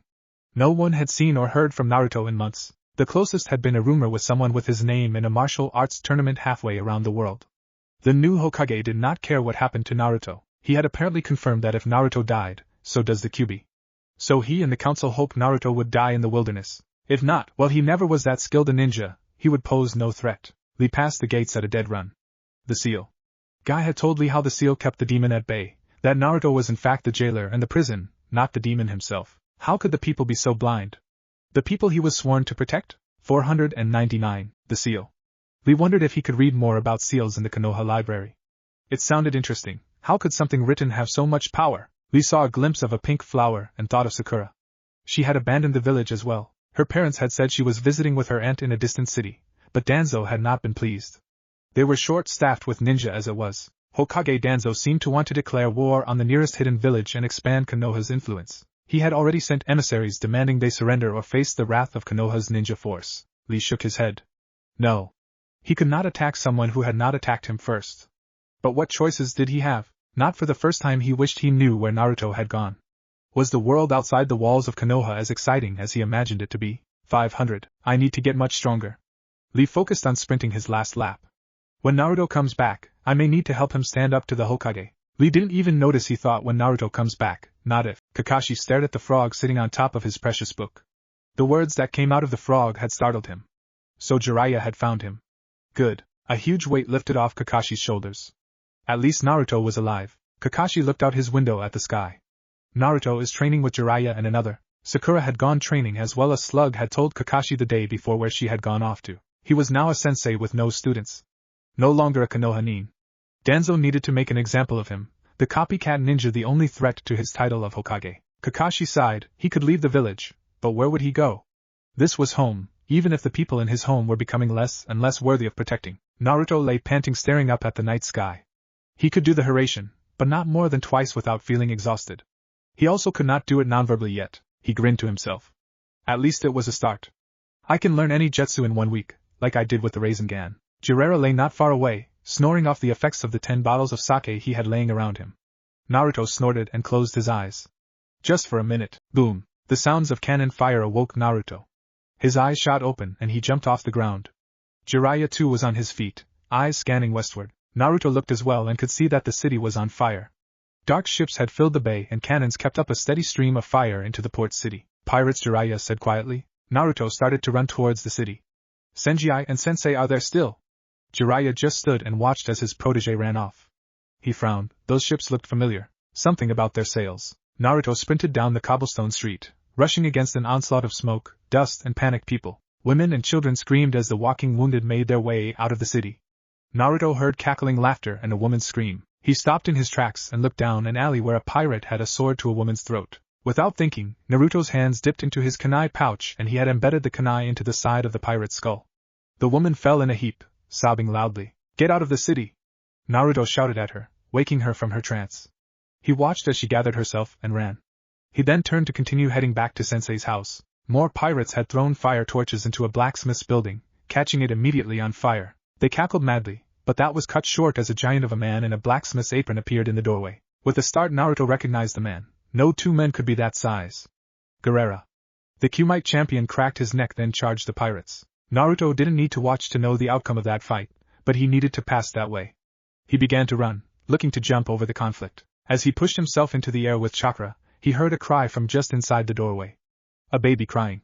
He spun in midair, his mind working furiously. Gaara was pushing the pirates away from his building. The bottom floor wasn't on fire yet. A baby, he's protecting a baby. Naruto dashed past the men. In a split second he was alongside Gaara and their eyes met. In that moment, with a nod, an understanding happened between them. Gaara with a roar crushed one pirate's skull while throwing another across the street. Naruto entered the burning building and saw her, a baby girl wrapped in blankets in a basket just inside the doorway. He grabbed the basket and turned to leave when a beam on fire fell across the doorway, fire raining down with it. He heard a deep shout of no from outside. That has to be Gaara. Naruto pointed his free hand at the beam and fire in the doorway. Move, Gaara! He shouted back as loud as he could, hoping the man would hear him over the raging inferno. A blast of wind destroyed the beam into flaming splinters that raced into the bodies of the pirates unlucky enough to be used by Gaara as a shield. He peeked over them, then tossed the bodies aside as Naruto charged out the building, holding the baby close to his chest having discarded the basket. Gaara kicked the last pirate down the street, then reached for the baby, tears actually showing in the big man's eyes. He stared at Naruto with gratitude. My only child, my daughter? Was all Gaara said. Naruto nodded at him.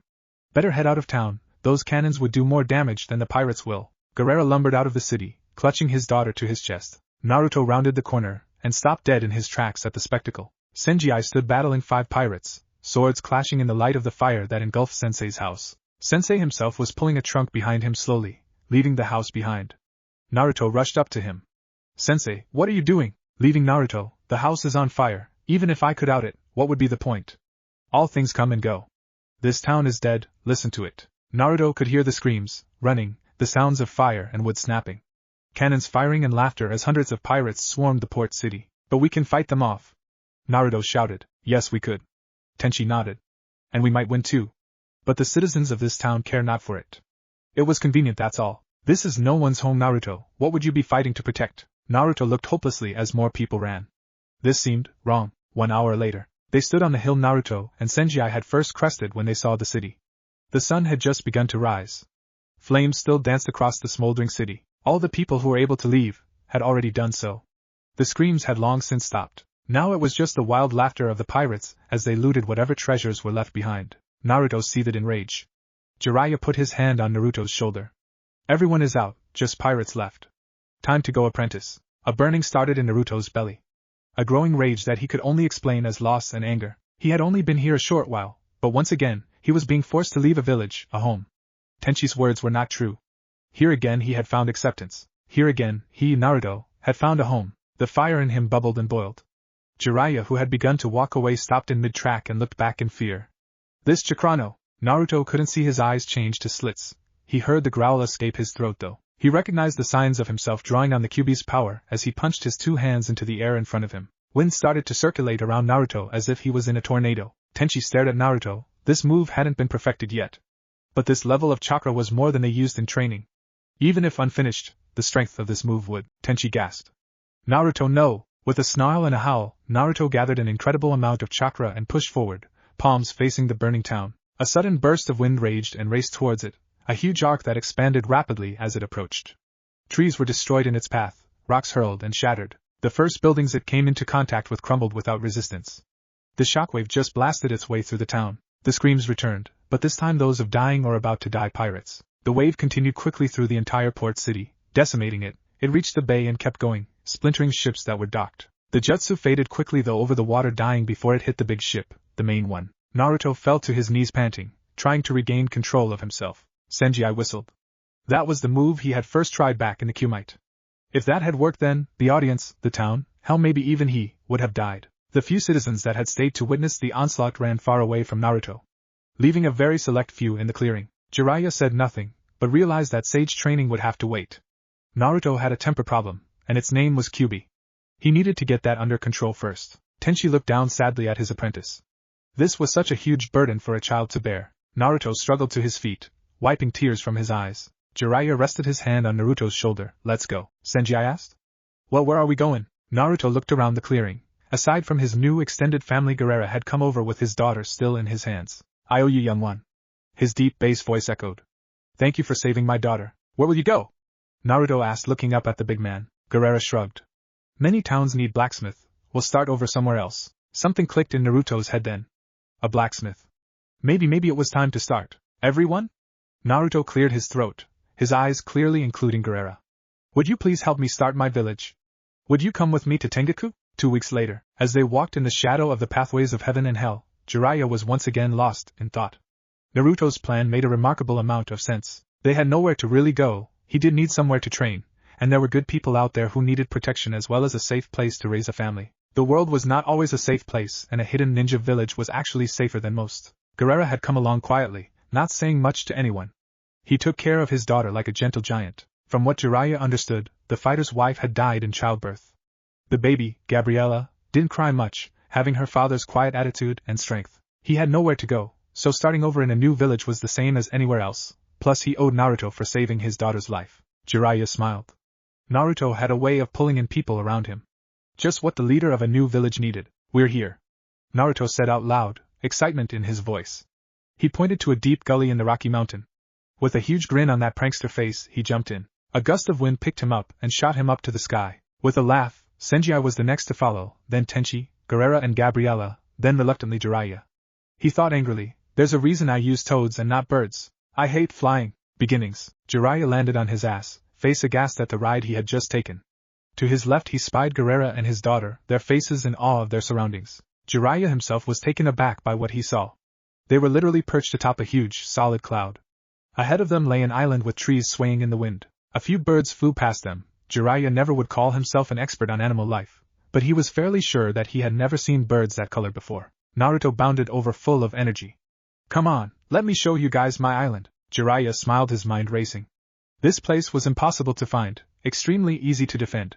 It's the perfect location for a hidden village. His apprentice was indeed the #1 most unpredictable ninja indeed. He followed Naruto and laughed. Those fools in Konoha don't know what they've lost in the young ninja. Sanji sat legs folded on the white beach of heaven as Naruto called this place. A cooling breeze brushed his hair away from his face. A small contented smile was all that gave away his thoughts. His trust in Naruto was well founded. At first he did not believe in this place, but to actually sit here, on a cloud in the sky, Sanji began to believe that anything was possible in this world. He frowned slightly.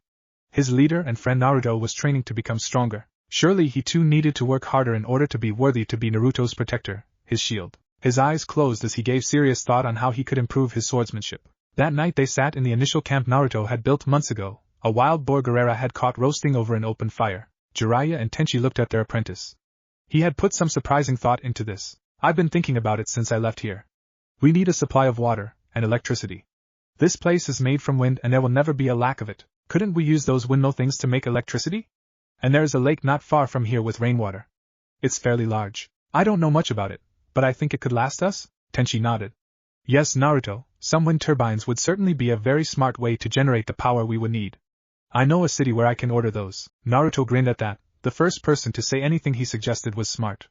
Truth is he had indeed been thinking about this a lot. Jiraiya rubbed his chin. The water could be a problem. We don't know how often it rains up here. We're not so high that other clouds can't fly over us, but at the same time, we don't know how often it happens. I'll do some monitoring. We could probably work something else out. I saw the ocean far below us on the far side of the island. Perhaps a displacement seal to transfer some water to our lake. I'll work on that. Gaara watched his baby girl sleep in the little cot that Jiraiya had fashioned for him out of branches and leaves. He cleared his throat. You have taken me and my daughter in with you, accepted us without questions of the past. This I appreciate. I will start over here with you. Help build the village you dream of. There are many rocks I can mold to useful size. I would stay here with my daughter and raise her, if you will allow it. Naruto sprang to his feet. Of course. Tengoku accepts all who need somewhere to start over. Ninja, warrior and citizen alike. Everyone gathered around the fire grinned wildly at Naruto's outburst. His energy was contagious. What should we start on tomorrow? Naruto asked, eyes burning with what his old friend Lee would have called the fires of youth. Jiraiya stood up and walked over to Naruto. With a softness that was hardly becoming of a Sannin, he pushed Naruto to the ground. Sit down, Naruto. He laughed. We need to see what funds we have available to start buying the wind turbines. plus a lot of other small things we will need to survive. Tools, storage bins for food. This is not something that can be rushed into without planning. Sanji threw a large bag of gold coins to the ground. Here are the earnings from the past month's jobs. It should buy some of the items we need. Naruto frowned slightly, then grinned. He bounded back to his feet and ran into the darkness of the forest, away from the fire and everyone. 5 minutes later he was back clutching a much larger bag of bills and coins. I found this the last time I was here. It came with the wind. Will this be enough to get started too? He asked excitedly. Tenchi opened the bag and briefly glanced at its contents. He smiled at everyone. Looks like we have a village to start building. So when you said we, Naruto grunted as he lifted another rock onto his shoulders. What you really meant was me. The field they had chosen to build the village was close to the entry point. A rainfall lake sat right next to it, and large trees as old as time itself grew throughout. Naruto had thought it was beautiful until Tenchi had informed him he would be leveling the field himself. We need to build your core physical strength, and your use of the various jutsu you've learned. Naruto grunted and stared at the end of the field. He had placed the seal marker there. With a grunt he flashed himself to the seal with Horatian, boulder cradled on his shoulder. He then walked an extra few feet and lifted the boulder over his head, chakra-infused arms and legs giving him a small boost so that he could heft the big stone. He threw it in the pile that had begun to grow, then jogged back to the starting point for another big rock. Jiraiya and Gaara stared down at the paper in front of them. They were beginning to map out the shape of the city. The first thing we should look at is layout. A protective wall, of course, but that can come last. A few houses for us to live in. A central building for administration. Gaara spoke lowly. Jiraiya drew a circle in the dead center of the map. Let's start with our main tower here. We can have lodgings in this tower, and then expand outwards. I think it best if we focus on building one thing really well first, and then expand outwards. Gaara frowned thoughtfully, then nodded. Yes. I agree. Now the wind turbines should run along the northern side of the boundary. That's where the wind is the strongest. We can set up a wind farm there, and build our main electricity building here. Drew a box on the map. Jiraiya nodded this time. Agreed. I'd like the water plant to be on the eastern side closest to the lake. From there we can feed in pipes to the central building and anywhere else. Gaara looked up at Jiraiya. There are a couple things we need to consider. I am a mason and blacksmith. But I know nothing of the electricity grid or water plant. We need someone else to build those. All I can build is the shell building, but even that I'd need advice on. Jiraiya sighed. Yes, we need 2 engineers for this.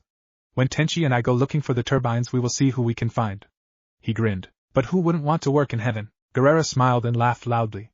I have an idea for the style of buildings considering the name of this city and its location. Jiraiya smirked. I leave that up to you. Sanji fell in behind Naruto, having been drafted to help with the clearing of the large field. He too picked up a large boulder, and used his own body flicker technique to teleport himself at high speed to the far end of the field. The sweat rolled down his shirtless back as he puffed hard and turned back to jog and get another one. Hey Naruto, he called out to his friend as they jogged in unison. Why don't you use those clones you made before and let's get this done faster? His sentence finished as they get back in front of Tenchi, who promptly rapped him on his head with a fan. Fool. You would look for a shortcut to hard work? Sanji grinned sheepishly and rubbed the back of his head. Naruto has been told no bunshins. This is as much a mental experience as it is a physical endurance one. There will be no shortcuts. Naruto nodded wordlessly. A smile spread on his face. Sanji, you afraid you can't keep it up? I bet I can clear this half of the field before you clear that half. A look of shock and then a feral grin split Sanji's face. Oh, you're on Naruto. I'll take that bet. Loser cooks for a month. Naruto grinned. Deal. The two of them raced with renewed vigor to grab another boulder. Konoha. Shikamaru fiddled with the piece of straw in his mouth as he looked up at the clouds. Troublesome, he thought. Hey Shika. Chuji hailed him out as he approached. Next to him was Team 10, Niji, Lee and Ten. Shikamaru looked over at them and waved them over. The hill he was on was perfect for cloud watching, also perfect for talking with friends inconspicuously and discreetly as anyone who approached could be seen. Hey guys. We're just waiting for the others now. They sat down and within a few minutes the others showed up. Ino approached bringing with her Hinata, Kiba and Shino. With a nod they all sat down and looked at the clouds. Shikamaru spoke up.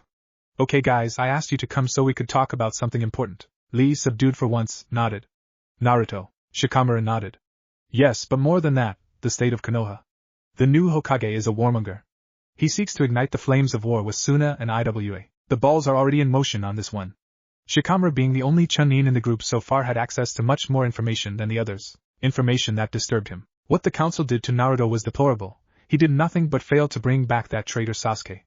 The faces of all gathered clouded over with anger. Who are we fighting to protect? Are we on the side of right and justice anymore? Niji spoke up. It is more complicated than just that. Our clans have thrown their support, for the most part, behind Danzo. We cannot go against the clans. Hinata pressed her fingers together and nodded. Father himself hates Danzo, but believes we must follow his orders if we are to maintain order in Konoha. Hi! Lee stood up and shouted. It is true the older generation does not have the will of fire needed to fix this problem. But our youthful flames burn brightly. Sit down, Lee. Shikamaru scowled. What I'm asking here is, what would you guys be willing to do? How far would we go to protect this our home? I myself thought of leaving, maybe wandering the world, see if I could even maybe meet Naruto again. But this, Konoha, is my home. I cannot leave it just because some fool currently runs it. Kid nodded. This is our lair. My pack will not leave, Shino agreed. Our colonies cannot be raised in any other area without much damage to them. The Aburame clan cannot relocate, Shikamaru sighed. Well then we must deal with the situation on our own, and efficiently. When you have an unwelcome growth, you must remove it, Ten gasped. Are you proposing we assassinate the Hokage? Shikamaru choked. No. Cough. That would be suicide. We are a bunch of Genins and Chunin level ninja. We cannot go up against ANBU and Jounin level guards. No, what I propose is a systematic attack on his credibility. Frustrating the leaders of this village while we build our support base. A base we could use eventually to overthrow Danzo and reclaim our village. Everyone looked at Shikamaru closely. What he was proposing was treason to Konoha. But what was their alternative? Sit quietly by and watch their village die, the very morals they grew up believing washed away by bloodthirst? How do we frustrate the leaders? Kiba asked. Guerrilla tactics. Shikamaru replied. We interfere with essential services, not in a serious way initially. We paint slogans, raise awareness. Kiba frowned, then a grin broke his face and he laughed. Like how Naruto used to do pranks on the village? Shikamaru nodded. Maybe not so simply, but yes.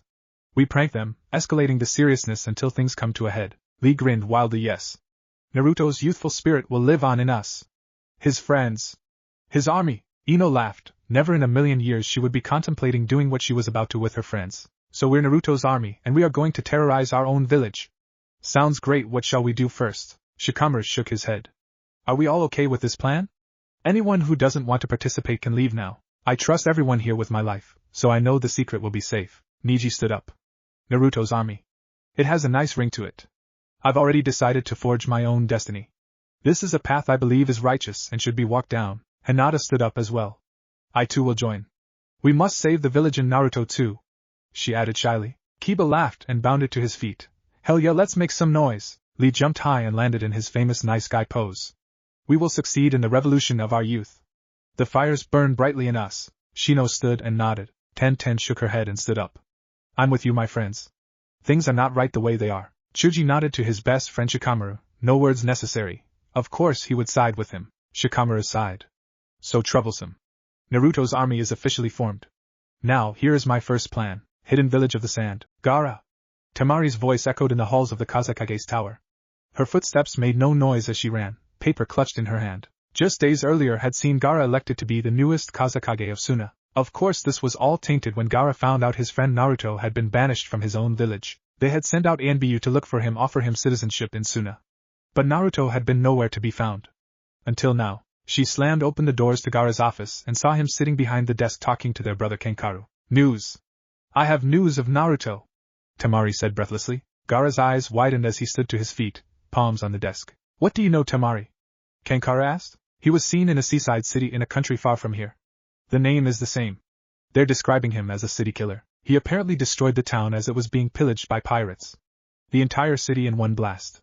I'm trying to find out more details now, but it's sketchy. Temari spilled her words out as fast as she could. What we do know is that someone who matches the description of Jiraiya of the Sannin was seen with him. Gaara nodded, then sat back down. Good. He rubbed his temples. At least we know he is alive. And with Jiraiya he'll be okay. Kenkaru sighed. His brother had been very worried about his friend. Well, Gaara, I guess we should focus now on this letter from Konoha's newest Hokage requesting a meeting. Gaara's eyes grew cold. Yes, I think I'd like to meet the people responsible for banishing Naruto. Tangoku, Naruto, and Sanji lay panting in the grass. The giant field had been cleared completely of rocks and boulders. It had taken them 3 days and nights of non-stop work, but they did it. It was considered a tie as they both passed out at the same time. Tenchi finished mapping out exactly what he needed as he watched their progress. The bond between the two had grown during this exercise. Plus, he hoped it would give them a huge appreciation for the work that goes into building a village. He leaped off the 10-foot-tall boulder he was sitting on, and was about to walk away when he turned back. Damn, forgot this rock needs to move over there too. With a quick glance downfield he swung his leg and kicked at the boulder. It shuddered and then flew across the ground and right into the pile of rocks. Tenchi nodded, then proceeded back to camp to see what Jiraiya and Gaara had gotten up to. That night, a recovered Naruto and Sanji stood amongst everyone else in their little group. Jiraiya hefted the separate bags of money he had placed out. This bag has enough for the turbines. Our biggest but most necessary expense. He handed it to Tenchi. This bag is for tools we'll need to build and maintain the buildings as well as food supplies and storage bins. He handed it to Gaara. This bag I'll keep is for the water plant. Naruto nodded. While you guys are doing that, Sanji and I will continue to prepare the land and area. Jiraiya has given us plans for trenches we need to dig for the water pipes when they come. Also we are to dig the foundation cellar for the tower we'll be building first. Right, Jiraiya smiled. Good. Tomorrow we go our own ways and meet back in 1 month's time. Naruto, I expect you to continue training in that time. Tenchi chimed in. I want to see one new wind-based attack by the time I get back. And you better impress me. Turning to Sanji he added, I'll be notifying my daughter of my whereabouts. Sanji. Would you like me to mention anything to her about you? Sanji stiffened then shook his head. He turned quietly and walked away from the fire. Tenchi sighed and looked back to Naruto. Please look after Sanji. Naruto. He can be a bit impulsive and stubborn. Jiraiya almost choked. Didn't Tenchi know who he was talking to? That was like asking a wolf to guard another wolf. Tomorrow their individual errands would begin, and Naruto and Sanji would be alone to build and train. 1 week later. Konoha. Ah. My water is running orange. A woman's voice split the early morning. Mine too. Another voice, and another joined the rising cacophony. Every tap that was opened gushed forth bright orange water. Those brave enough to try it realized it was just colored, had no taste and was in fact normal water, with the unfortunate side effect of painting whatever it touched a bright orange color. An explosion rocked the village and Danzo looked out over his balcony at the orange fountains, the orange drains where the water ran, and the words that suddenly appeared in the sky above Konoha. Naruto's army strikes back. Down with the dictator Danzo. His fists clenched, Danzo bit back a curse as he ordered his ANBU to investigate. Chapter 6. Rage. Naruto's eyes narrowed, his target unaware of his presence. The cool wind swept along his bare back, the sweat rolling down his spine slowly. His fingers clutched the kunai in his hand tighter, as he slowly maneuvered himself closer. The target raised his head and looked around suspiciously for a few seconds, before going back to drinking water from the pond. Naruto shifted position slightly, bent back his arm, and threw the kunai dead on target. Sanji jumped away at the last second, exclaiming loudly. Unfortunately he didn't see where he was jumping and ended up landing in the pond. With a splash and lots of spluttering, he emerged and growled at Naruto. What the hell, Naruto? Naruto was on the ground rolling in laughter. Tears streamed down his face as he sought to catch his breath. You should have seen your face. Naruto managed to squeeze out between laughing. Sanji walked out of the water, dripping and fuming. He glared at Naruto and drew his sword. Let's see if you still laugh when I shave that head of yours clean of all hair. Sanji barked at Naruto and Flash jumped to within feet of Naruto. Naruto yelped and did a Hiraishin to take himself several meters away in white blur. Sanji followed quickly with another Flash jump and swung his sword at Naruto's head. Naruto managed to dodge it at the last second by flipping into a cartwheel. Mid-spin he did a Hiraishin again to move further away. This cat and mouse game they had invented a week ago, and they were both getting much better at using their speed, maneuvers whilst fighting or dodging. Naruto appeared at the end of the island. From this side could see the ocean. Sanji appeared behind him, but too close and his forward momentum pushed both of them over the edge. Naruto's eyes opened large as he realized what was happening. Frantically he tried to Flash jump back to the island, but Sanji's arms were caught up in Naruto's, and they started to spin as they fell. They screamed for 2 seconds before realizing that a gust of wind picked them up and started pushing them out to sea. Naruto felt the familiar sensation, much like the wind river that brings you to his island. He and Sanji held themselves in check as much as they could, as the river of wind turned and twisted. Naruto felt like they had done a loop. Pretty sure he saw the cloud that hid the island in the sky not behind them, but miles and miles away to his right now. The wind rushed them onto land again, over what looked like a small sea village. It deposited them in a heap on top of a small grassy hill. Naruto and Sanji looked around. Sanji pointed east. That's home. A good 3 days' travel. He sighed. Guess we should start walking? Naruto nodded and they headed east. The path from the clearing passed through a small wooded area. Naruto and Sanji strode through it, disgruntled at the journey that in the space of 5 minutes was thrust on them. The canopy of rich greens and the sounds of birds' thoughts soon had them feeling lazy and relaxed. The crunch of their boots on the gravel and dirt road became hypnotic. Naruto yawned and stretched his arms out, his white shirt flapping in the gentle wind that blew against them. Sanji sighed and cracked his neck. Help! An ear-shattering scream split the silence, sending hundreds of birds flying from the forest. Naruto and Sanji stopped in their tracks immediately. Anybody! Please help! The voice shrieked again. Sanji pointed off to their right. That way. In a blur both he and Naruto were flashing towards the source of the scream. Jump after jump. It took them 30 seconds to arrive at what looked like a few small houses on a piece of farmland. What they saw, though, horrified them. 3 bodies were hanging from a post over the horses' corral. All 3 had been brutally beaten and bloodied. Their hands were tied behind their backs, and Naruto could see that their feet were shackled. What made Naruto almost retch was that the bodies were of 2 children and 1 woman. Standing not far from there was a large group of roughly 30 warriors, laughing and throwing a little girl to the ground. Sanji could see that there appeared to be another 6 people being attacked by the warriors. 1 old man, a younger man and woman who held onto each other, and 3 other children. It was one of the children that was screaming. Naruto and Sanji didn't even look at each other. Sanji disappeared in a black blur. The child the warriors were throwing disappeared. Sanji reappeared next to the 7 civilians holding the child in his arms. He held the crying girl as he said to no one in particular, "Naruto, don't miss." With a primeval yell of anger, Naruto leapt into the air above the group. He had once been subject to beatings as an orphan, but to see children being mutilated, killed, laughed at as it was happening, it was too much for Naruto to handle. They had time to see a figure in white soaring above them, the sun behind him as his arms swept outwards. A hailstorm of wind saban rained down on the men. All the practice with Kenshiro had paid off. Most of Naruto's needles found their targets, but more importantly, none came anywhere near Sanji and the civilians. The warriors dropped like flies as the saban pierced them completely, the wind projectiles not stopping till they were embedded completely in the ground. As Naruto landed on the far side of them, close to Sanji, only 6 men were left standing. Sanji stood with his sword ready in case any attack came towards the civilians, but he left the attack to Naruto in this case. None of these men looked like they would be any sort of challenge to either of them. He was right. Naruto rushed forward. His bow staff was back on the island, but all coherent thought left his mind as he snarled and his fist connected with the first face. He pushed wind chakra to his knuckles to increase the blunt force. The result was catastrophic. The man's head exploded in a puff of mist and bone fragments. 1 man rushed at Naruto with a downward swing of a large axe. Naruto sidestepped it and pivoted. His right hand grabbed the axe and wrenched it out of the man's hand as his spin continued. The axe coming back around to remove the man's head. Naruto could feel the chakra in himself boiling. Sanji noticed Naruto's eyes becoming slits and his whisker birthmarks getting deeper into his face. In a blur of white, though, it was all over. Naruto flashed from one man to the next, killing them before they saw him. The bloodbath had taken all of 15 seconds. Sanji turned to look at the family behind him. "Are you okay?" The older man, who had to be at least 75, nodded. "Yes, thank you. Thank you, our saviors." He fell to his knees weeping. The younger man and woman helped him up. Naruto breathed in calmly, quieting the monster inside. He could hear it laughing, though, and a small voice that breathed into his soul.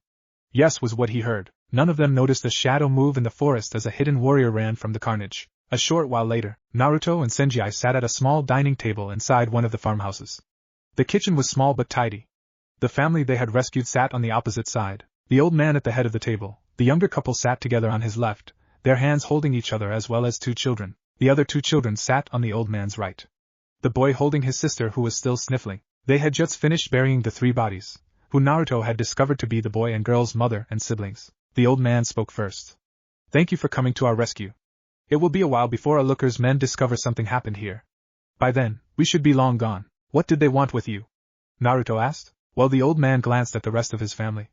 "We are what are left of a clan that specializes in what we call Debutsusuzu. The local warlord discovered us and was forcing us to make horrible things." Naruto and Sanji both looked puzzled. They asked simultaneously, "What is Debutsusuzu?" The old man looked at them suspiciously, then laughed. "I need to remember that you both saved our lives, and that you," he nodded at Naruto, "are clearly a chakra user yourself. Debutsusuzu is the ability to create animals." Naruto's eyes opened wide. "You mean like a summons? Like this?" Naruto made some hand signs and slammed them down on the table. A small frog appeared. He looked at Naruto for a few seconds in confusion. Naruto then dispersed the jutsu. The old man smiled. "No. That was summoning craft. We don't call animals from one location to another.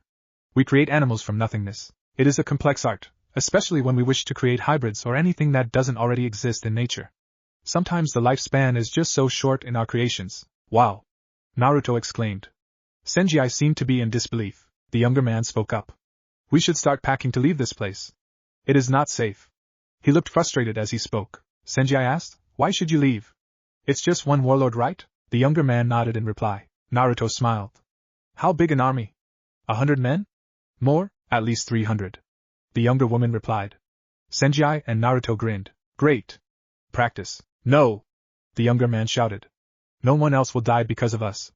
We will leave, and we are taking our children with us. We will find somewhere to go where no one can find us, where we can live in peace." He stood from the table, shrugged off his wife's hand and moved to leave the room. Wait, Naruto said. He looked thoughtful. We are building a village. A village where no one can be hated or used. Where everyone can feel safe. Would you come with us to our village? I mean, it's now being built. We don't have any buildings yet, but the land is cleared and Jiraiya and Kenshiro and Mr. Gaara are bringing back materials and supplies for us to start it. The old man looked at Naruto in shock. You'd invite us to go with you? Sanji smiled. Naruto here wouldn't leave anyone in a bad situation, not if he can help it.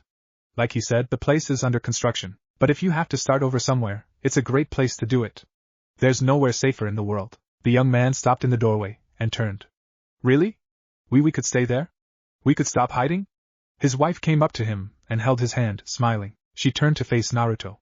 We'd love to. Neither she nor her husband saw the arrows that pierced their hearts, but Naruto, Sanji and the rest of the family heard the breaking of the kitchen window, and saw the shafts of black wood appear in the chests of the two adults. They died instantly, falling with a clump to the floor that signaled the start of screams from their children. Blood spurted from their mouths, their shocked lifeless eyes locking with Naruto's and Sanji's for 1 second. Chairs scraped as Naruto and Sanji lunged at the old man and the kids, tackling them to the kitchen floor. A hailstorm of arrows zinged by overhead as the girls screamed and cried. Sanji sprang from his prone position and out one of the shattered window.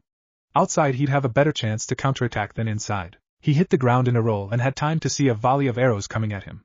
He drew his sword and swung it in a wide circle, deflecting the arrows. A quick glance confirmed his suspicion. The warlord had come with what had to be his entire army. He flash-jumped to the left. He knew he could take out a good few of them, but he also knew something they didn't. Naruto was only going to be a few seconds behind him, and Naruto would be mad at the death of those two innocents. Sanji thought it best to get out of the line of fire while killing as many as he could. He was right. The wall of the house exploded outwards, sending shards of wood and glass flying like deadly projectiles. The shrapnel shredded the mercenaries nearest to the house. A looker himself sat on a huge horse in the middle of his army of mercenaries, his sallow face and dark beard standing in stark contrast to each other. The earrings and tattoos that adorned his body spoke of someone who loved pain and mutilation. He snarled at the appearance of Naruto and Sanji, and the losses to his army. Kill them, he ordered. Naruto, however, didn't give them time to act on those orders. If anyone had been close enough to see, Naruto's irises had become slits. A reddish glow seemed to surround him, and he let loose a yell that seemed more feral than human. A wave of red chakra literally exploded off of him, sending the bodies of the warriors closest to him hurtling through the air. His scream continued as wave after wave of anger washed over him, red chakra wrapping itself around him, and then exploding outwards like blasts of gale force wind. The front ranks of the army were atomized into bloody mist, the middle ranks scrambling over each other to back away from the demon they saw before them. Sanji stood still for one wide-eyed second. Shit! He burst into action, the soldiers he had been fighting running away as fast as they could. He had never seen Naruto get this way, but he felt sickly at the sight. The chakra hadn't reached him, but he felt foul this close. But he realized Naruto had gone completely berserker and forgotten the house behind him and the children who were still crying and cowering on the floor of the house. Naruto's chakra threatened closer and closer to them. Sanji flash jumped into the house and barked commands, pointing out the back door, away from Naruto and the army. That way. Run! The urgency in his voice spurring the older children to grab the younger ones and run. The old patriarch was busy making hand signs as fast as he could manage, as Sanji looked on in shock. The table lit up then became a huge bear. The bear stood up and blocked the chakra waves coming through the shredded hole in the kitchen, its fur being torn to shreds at each wave. It let out howls of pain but kept its place, giving the old man time to move as fast as he could out the back door, and make sure the children escaped. Sanji ran with them out the back door, and looked back in time to see the house explode into shards of wood. He saw what looked to be Naruto, surrounded by red chakra at least 4 times bigger than himself. He could have sworn he saw what might have been a few tails swinging behind Naruto. Sanji's blood ran cold. Was the demon breaking free of its container? His fist clenched tighter on his sword. Naruto was his friend, but if he had not choice he prepared to flash jump to Naruto when the boy in question screamed louder than Sanji had heard before. The red chakra began to shrink inwards. Sanji couldn't see from this angle, but he had the impression that Naruto was concentrating immensely. There was almost a vacuum effect as the chakra was pulled into his body. Wood, dirt, body parts, all tumbled and made their way towards Naruto with his screaming never ending. Sanji looked on in amazement. It was as if he was the center of the universe, and the universe was. Sanji turned to the family with a panicked expression on his face. He swung his sword in the hardest slash he could manage, digging a huge hole out of the ground. Jump in, now! He grabbed the old man and literally threw him in. He tackled the children into the hole just as the noise became complete silence for 1 second. All the chakra completely pulled into his body. Naruto had a vague idea of what he was doing, but he had no idea how to control what was about to happen. He really hoped Sanji had gotten away with the surviving family members. Silence for 1 heartbeat. Sanji breathed heavily. A looker looked at what remained of his forces, and prepared to bark out a command. Naruto exploded in a final burst of chakra. This chakra, however, was not red, but instead it was a blast of white light and wind that erupted from his body like a bomb. The remaining army members' house, nearby forest had their very existence erased a layer at a time. Flesh was peeled from bones, blood was atomized, screams were left unheard as the sound of the erupting wind was deafening. In their hole, Sanji and the family clutched each other tightly as the wind ripped by overhead. It was over in seconds, but it felt like minutes. Naruto collapsed in a heap, his white clothes shredded, hanging in tatters. A large circular crater was all around him, not a trace of the house, the army, or the nearby forest for 200 yards in any direction. Sanji stood up carefully, looking in disbelief at the level of destruction. Note to self, don't get Naruto pissed. Jiraiya looked at the sack of coins in his hand. With a sigh he walked into the bar. When he needed to be, he could be focused, and he was insanely proud of his apprentice Naruto's ambition to start a village. He looked around and cleared his throat. This town was famous for what he needed. I am looking, he announced loudly, getting everyone's attention. For anyone who can build a water plant for a new village. Most of the heads turned away, but one old man looked across at him and walked over. What sort of water plant? Jiraiya shrugged. I don't know. We are building a new village, and have a lake as a source of water. We need to filter the water, and pipe it to the buildings in the village. It's a start from scratch sort of job. The old man rubbed his scruffy chin. I've not had to build one in many years, but I've done what you are talking about before. I can show you what you need to buy, and arrange transport. Jiraiya nodded. I have my own means of transport. But I would need you to show me the needed items. My name is... The old man brushed his hand and scoffed. I've been around the world enough to know your face. You're Jiraiya of the Sannin. You're trustworthy, so I believe you will pay fairly for this job. The old man walked back over to the table he was sitting at and hefted a bag onto his shoulders. You're lucky I was passing through this town. I don't think you'd find anyone as good as me anywhere close to here.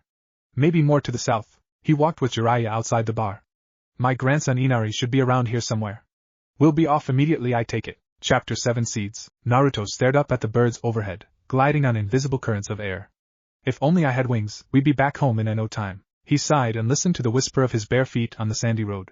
They'd left the crater that was the Kazemo clan's old home behind hours ago. The old man and children trudged on right behind Naruto, with Sanji taking up the rear. Naruto really wished he had left something of the house. Maybe then he could have gotten some shoes or something to wear. That last release of chakra he had released had completely destroyed his clothes. His tattered white clothes still hung on his back, his pants shredded below the knees, his shoes long gone. Sanji scanned the forest they walked through carefully. He really doubted that any members of that guerrilla army remained after Naruto decimated them, but it didn't hurt to be careful. He thought back to when Naruto went berserk. It sure was a sight to behold. He didn't think anyone could stand up to that onslaught. The demon within him had certainly given him amazing levels of chakra. Sanji had a question that was bothering him though. Hey Naruto! He shouted to the front of their procession. Naruto turned around and walked backwards on the road so he could look at Sanji with a quizzical eyebrow. That last chakra blast, that wasn't your resident. It felt different.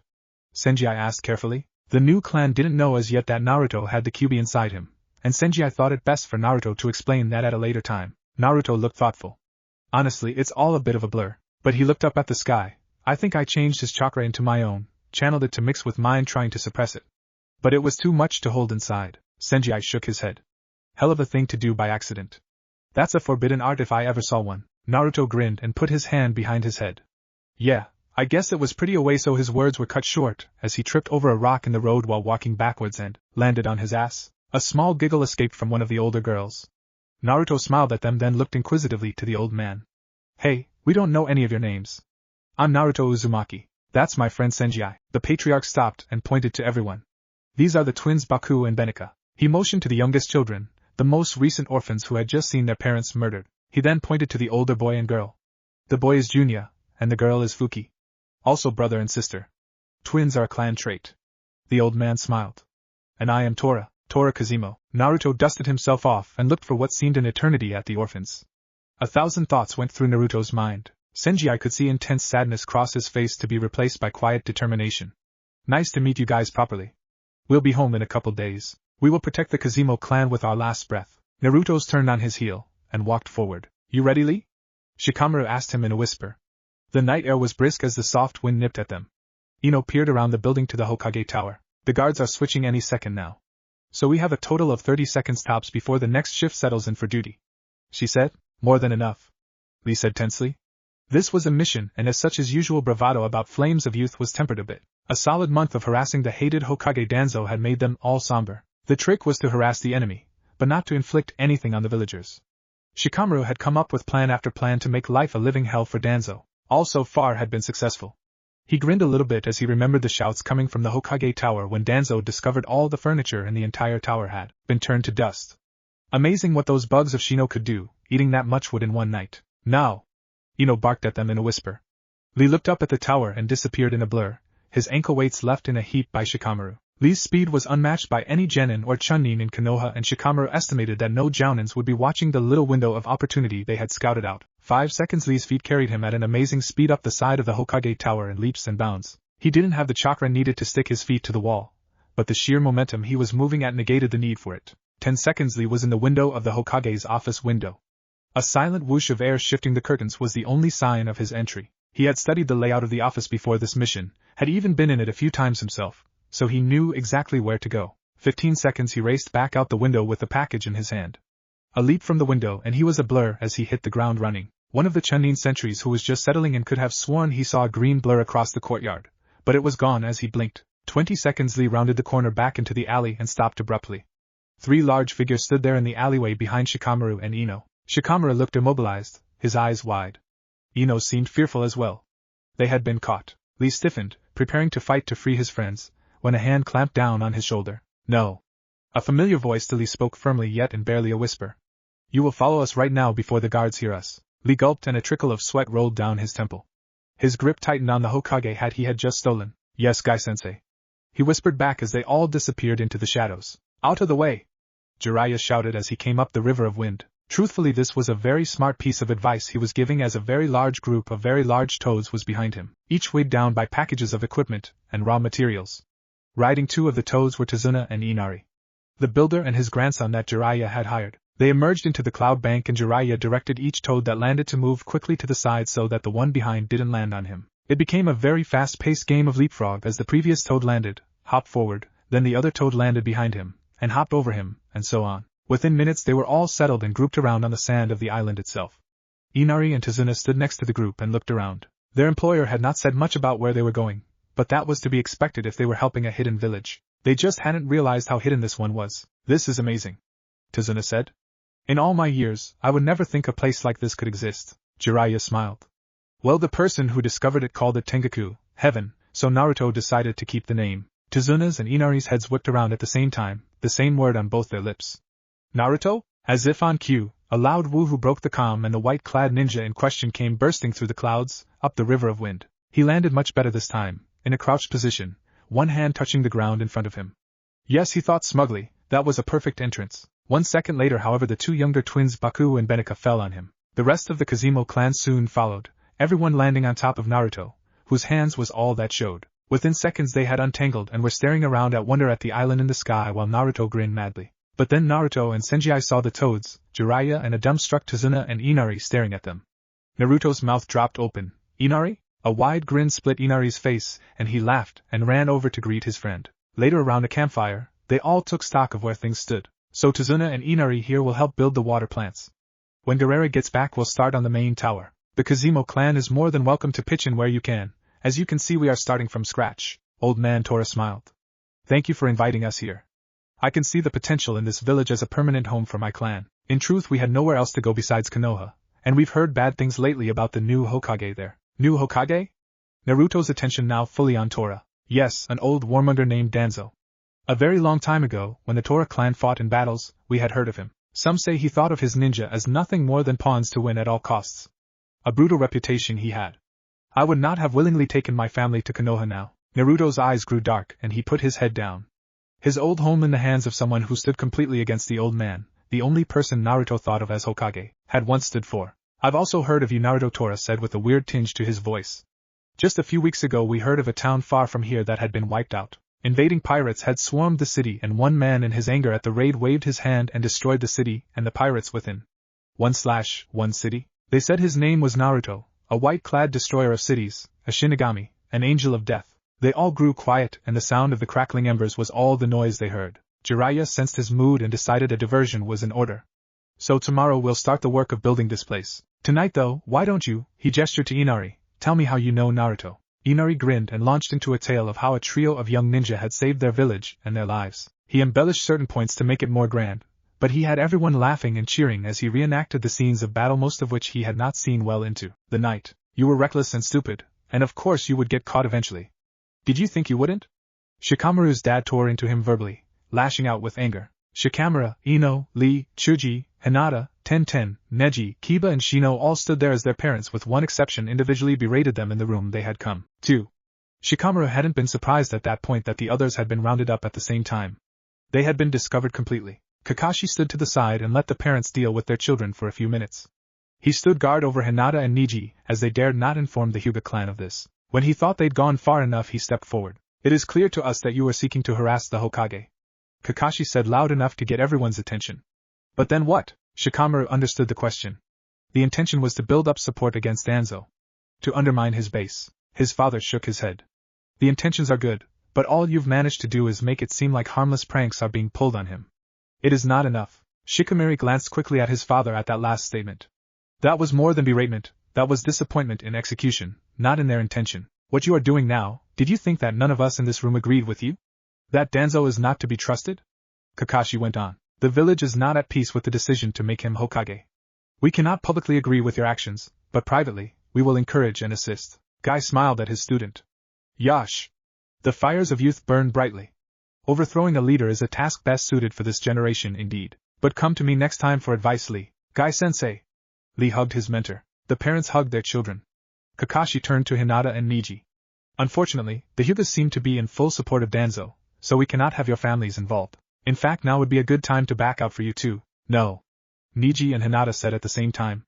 Neji continued, our village is under threat. We must defend it. Kakashi nodded. Good. Now Danzo is the head of an underground organization called Root. And do you remember your D-class mission days? How do we remove an old root? Kiba snorted. We had to dig all around it then light it on fire before we could pull it out. Guy grinned.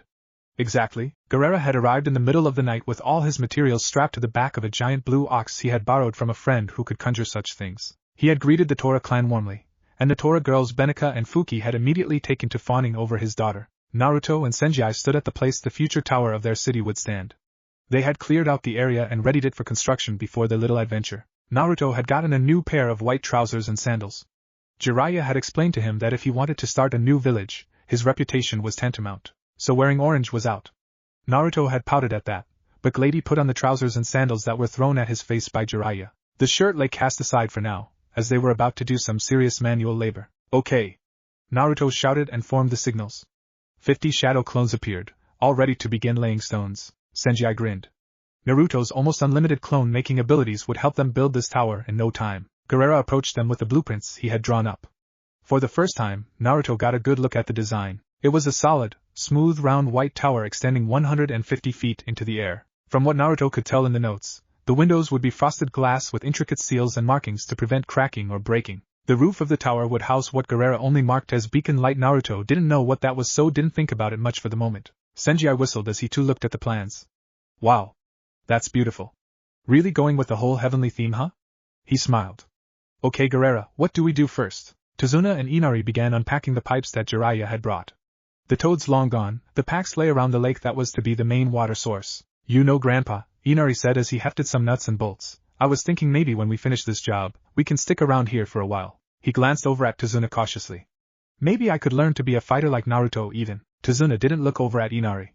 Why would you want to fight? Inari looked out over the lake in the sky. To protect people who can't protect themselves, like Naruto does. Tazuna grunted and passed the rope to Inari. Do what you wish, grandson. After we finish this job. Naruto and Sanji had begun by creating a pulley system to put the large metal beams that would be the frame of the structure into the ground. Gaara supervised it all such that by the end of the first day, they had the first of the beams in and the holes for the others already dug. An exhausted Naruto sank to the ground around the campfire. Even with shadow clones, it was a lot of work. This tower wouldn't just appear overnight. He had underestimated how much work it would be. But at the same time, he lay back with a satisfied grin on his face. He was building his own home with his own hands. Jiraiya noticed the smile on Naruto's face and recognized it for what it was. He smiled too, proud of his student. Okay, he called everyone's attention. We have a few things to talk about. Tora stirred the pot of stew he was making for everyone to eat, but he gave Jiraiya his attention. The Kazumi children were playing with Gabriel. Sanji was sharpening his blades. Gaara just sat with a content face and looked on. Our village name is Tangoku, and Naruto here would like for it to be a powerful village capable of taking in people and protecting them. Do I have that right, Naruto? Naruto nodded, so Jiraiya continued. Well, then we need to organize a few things. The village itself is being built, but Noon knows about us. The very first thing we need is a symbol, something to represent the ideals of our village. Suggestions? Naruto sat up, he hadn't thought of that. What would they put on their headbands? He scowled, he didn't particularly want to wear another headband. It had been months since he lost his Konoha one, and even though he had his own village now, he didn't feel right putting on another one.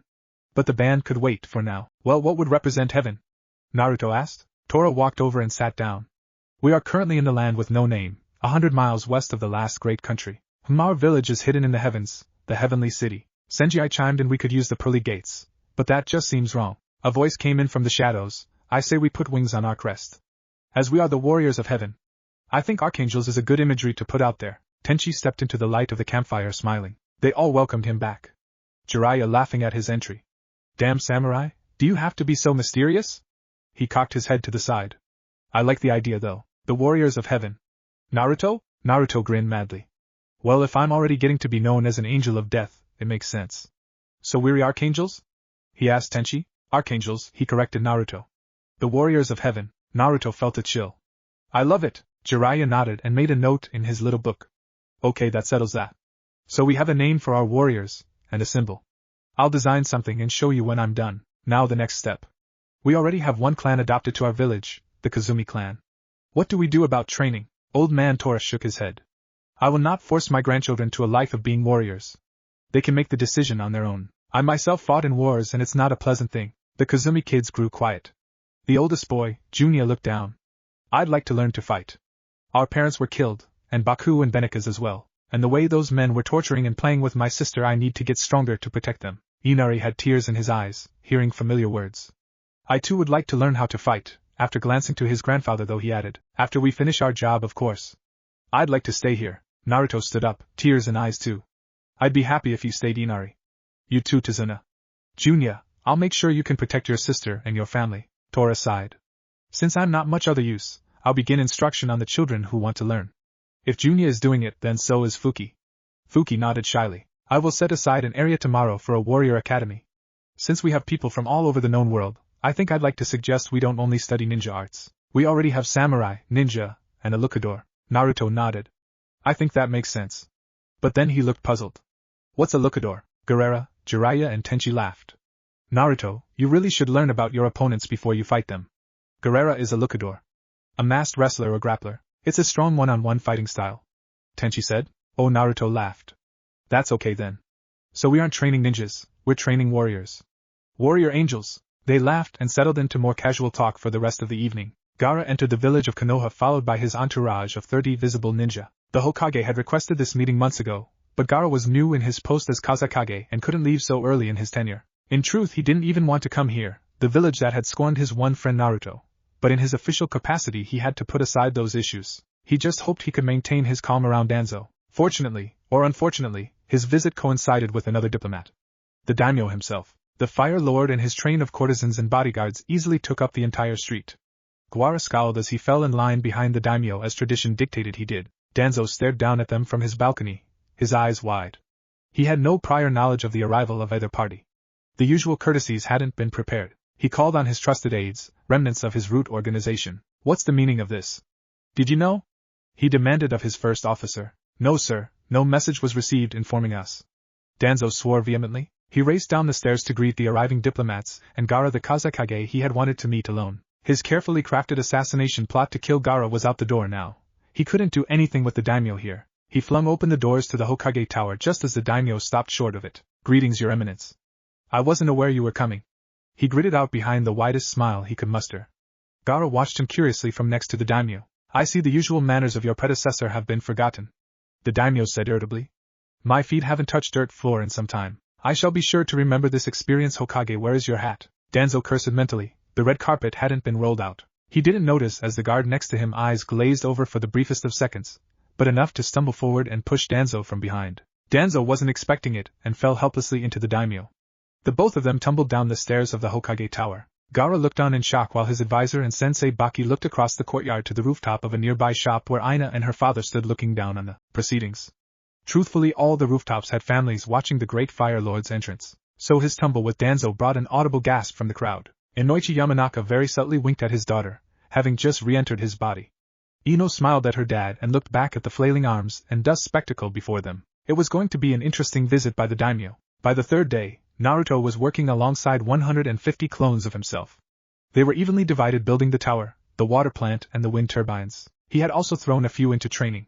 As he realized, he remembered everything they learnt. It just felt wrong to forget about training just because he was busy with his village. Jiraiya had come up with a symbol for their village. A pair of sharp, angular wings cut out of the metal background of the headband. Naruto loved it. Naruto was thinking though about something Sanji had said the night before.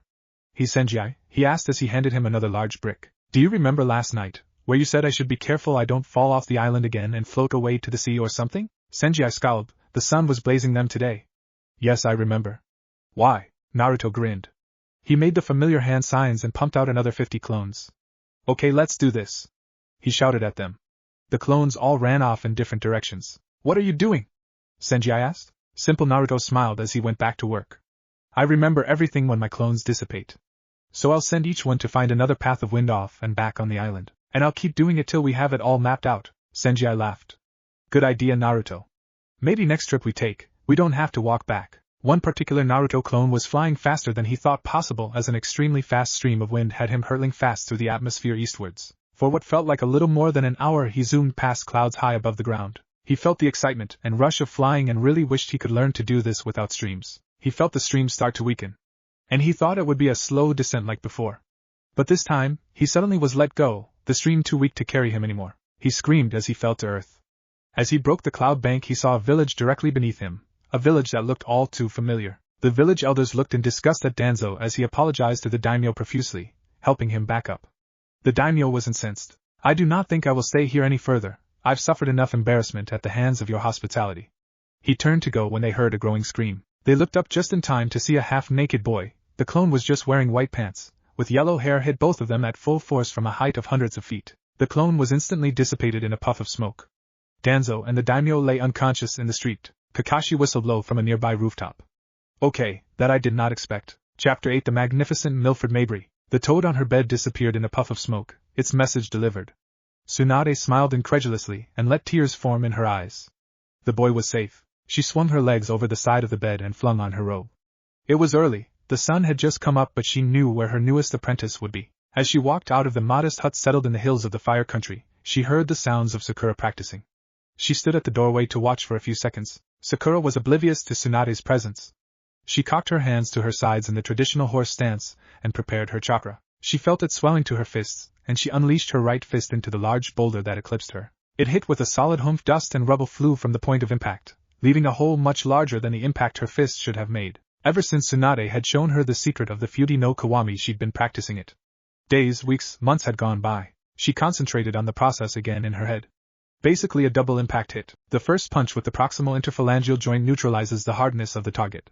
Then the second blow, struck with the proximal phalanx, breaks the target before it recovers from the force of the first blow. Of course, this all needed to be done in milliseconds so that to the naked, or even trained eye, it looks like one hit. She released her breath and hit with the left fist this time. A similar puff of dust and pebbles erupted out of the boulder. Sakura allowed herself a small smile. She was getting there. She was getting stronger. Sakura! Tsunade called out to her. Come over here, I have something to tell you. Jiraiya landed with a thump in Tangoku, the river of wind getting no easier for the Sannin to traverse. He grumbled as he picked himself up and looked back the way he came. I need to do something about making that entrance easier. And more secure too. He hefted the bag on his shoulder and walked over to where he could see the tower being built in the distance. The steel beams that framed the structure were all up. The first floor had been completed and work was moving ahead briskly on the second. Even with all of Naruto's clones, this was as far as they'd gotten in 2 months. Well, to be fair, they had needed to split the clones amongst the water plant, the wind turbines and the tower construction. Still, the tower was beginning to look impressive. Massive white stone walls lined the first floor. An intricate design was laid into the floor which Jiraiya could have sworn was marble. Gaara was really a genius with his hands. It was in here that they all slept now, sleeping bags scattered over to one side of the massive room. The second floor was supposed to have bedrooms for them all, even if they would have to share the one bathroom they had planned for that floor. Jiraiya grinned. They had all been so excited at the prospect of indoor plumbing once again. Hey! He called out to one of the busy Naruto clones. Where's the real one and everyone else? The clone stopped and lowered the tools in his hands. Jiraiya noticed that as usual, Naruto was bareback. But this time he saw that he had grown in height a little bit, and that his muscles had gotten harder and bigger. All the manual labor was really paying off and strengthening his body, and that was translating into his clones. Well, Naruto and Sanji took a break, so they went to train down at the grounds. Tenchi and a bunch of us clones are running underground cables for the electricity, and Tazuna and Inari are running pipelines for the water plant into the tower. We're all really excited about being able to shower soon. With that, Naruto picked up his tools and joined back in the work on the second floor. Jiraiya turned on his heels and headed down to where Naruto and Sanji would be training. They had come to call it the training grounds, but it was really just a large flat meadow right outside of where they had mapped out the village they were building would be. Before he arrived, he heard the sounds of the training through the trees. "Ready, Naruto?" Sanji's voice called out loudly. "Let her rip." Naruto's voice then called out. Second later, Jiraiya heard a whistle as something flew through the air, after which a loud boom resonated through the meadow. He walked into the meadow and saw Naruto at one side, palms facing forward. Sanji stood at the other side of the meadow laughing. "Good block, Naruto." "Ready?" he asked again. Jiraiya watched in interest. Sanji grasped his blades and in one swift move sliced towards Naruto, causing a slash of energy and air to hurl towards him. The Sannin was alarmed until he saw Naruto grin and calmly push his palms forward and release a counter barrier of chakra and air. The two collided with an explosive force that had wind whipping at Jiraiya's face. Those two are either going to kill each other, or going to be the strongest warriors in the world. Jiraiya frowned, honestly not knowing which option it would be. "Hey brat!" Jiraiya called out. Naruto and Sanji waved at Jiraiya and walked over. "That wind affinity is really coming along, isn't it?" he said matter-of-factly. Naruto nodded. "Yeah. It's getting easier to convert my chakra to wind. I can almost feel the wind around me too. I don't know if it's because of where we are, in the windy place, but I can swear I'm almost feeling it all over me all the time." Jiraiya frowned. If Naruto was beginning to feel the air, it wouldn't be long before he started to feel the chakra all around him. This sort of development was too fast. He hadn't made any arrangements to begin sage training. He might need to step up his schedule to prevent his prized pupil from turning into a frog statue. "Keep practicing, boys." Jiraiya turned to go. "I'll talk to you tonight." He walked off, determined to have a talk with Pa Toad very soon. That night, as they sat around a small fireplace in the ground floor of the tower, Jiraiya relayed news to them. "Okay, so I've begun spreading rumors of Tangoku. My spy network is in full effect, looking for any clans who are in need of protection and somewhere to go." Everyone greeted this with nods of approval. Ever since they had come here, they had been discussing the purpose of the village, and Naruto was most insistent that they protect the innocent, and shield those who needed it. He very much remembered what it was like to be persecuted and hated. "I've also gotten in touch with Tsunade. She will be joining us with her apprentices soon." He looked curiously at Naruto. "Naruto, one of her apprentices is Sakura. After you were banished, Sakura abandoned Konoha and begged Tsunade to train her." Naruto was startled. He had thought of his friends back in Konoha often, but not once did he think he'd be seeing one again so soon. He couldn't help but smile at that. "So I've asked Tsunade to get in touch with someone I've used many times. She's far closer to his last location than I am." "Who's that?" Tenchi asked curiously. The fire crackled as Sanji fed it another stick. Jiraiya chuckled softly. "Why, the magnificent Milford Mabry, that's who." Tenchi groaned and Naruto gasped. "I remember him." Naruto smiled widely. "He had done a free magic show for us when we were at the orphanage. He was great," Tenchi sighed. "Yes, Milford Mabry." He groaned again to himself. Naruto was explaining to Sanji and Inari how this lady was sawed in half. Then her feet began kicking in the box. That charlatan would indeed be useful. Naruto stopped his animated description and turned back to the discussion. "How is a magician going to help us?" He glanced at the Kazumo clan and wondered if maybe a magic show to raise spirits was what Jiraiya had planned. "Mabry is a find-it man," Jiraiya explained. "Anything you need, no matter how rare it is, he can find it and supply it. I want to use him to set up supply lines for Tengoku. Food, medicine, clothing. Basic necessities as well as anything special we may need." Oh, Naruto nodded in understanding. "Moving on, I stopped in Gatai village and had these made up." He tossed the first thing he pulled out of his bag at Naruto, who caught it effortlessly. It was a head protector with the symbol of Tengoku on it. Naruto held it tightly, 100 emotions going through him. He remembered the feeling when his own headband was denied him after being banished. The feeling he had when Irika had given him his headband personally. It felt wrong to put on a headband to replace the Konoha one. He looked up at everyone watching him. Naruto steeled his face and tied the band to his left arm, symbol facing out. They all seemed to understand, as Jiraiya passed them around, Sanji, Tenchi, Gaara, Tora, Kazumo. They all put on the bands on their left arm instead of their foreheads. The Kazumo children looked like they wanted the symbol themselves. But Old Man Tora explained to them how it was a symbol that only qualified warriors should wear. After they finished his basic training, they could get bands of their own. Naruto smiled, remembering his own eagerness to earn the Konoha leaf headband. The pride he felt when he earned it was so tangible. Jiraiya smiled at the small family, and how they supported Naruto. He slipped one more band out of the bag and tied it to his own arm. Good, we are now officially archangels, he said tongue-in-cheek. They all laughed. Old man Tora though stopped and asked a question. Wait, speaking of that, do we want Tengoku to be recognized officially as a hidden ninja village by the other villages? They all went silent as they thought about that. Naruto hadn't thought about it at all. I'd say, Jiraiya spoke first, that eventually we would want that, but we're a good few years away from that being possible. We should focus on building a strong village first, before we try to approach the other villages for recognition. We do need to build our reputation though. Reputation? Naruto asked. Sanji explained it to him. Our village is unknown, so we won't get jobs that hidden villages get normally. Protection jobs, assassinations, the normal stuff. Like what we were doing before, you and I, as freelancers. Jiraiya nodded. Yes, building the structures is important work, but so is building the reputation of our warriors. My spy network is already whispering the name Tengoku, but we need displays of prowess. Tenchi looked at the younger warrior seriously. That means that you Naruto, and you Sanji must take some more jobs and execute them flawlessly. I think one job per month, so that you can split your time between here, building the village, and outside, building the name. Either I, or Jiraiya will arrange these jobs for you. I think we can scrounge up work with our contacts? He looked at Jiraiya, who grinned in approval and held up one finger. Good, that's settled.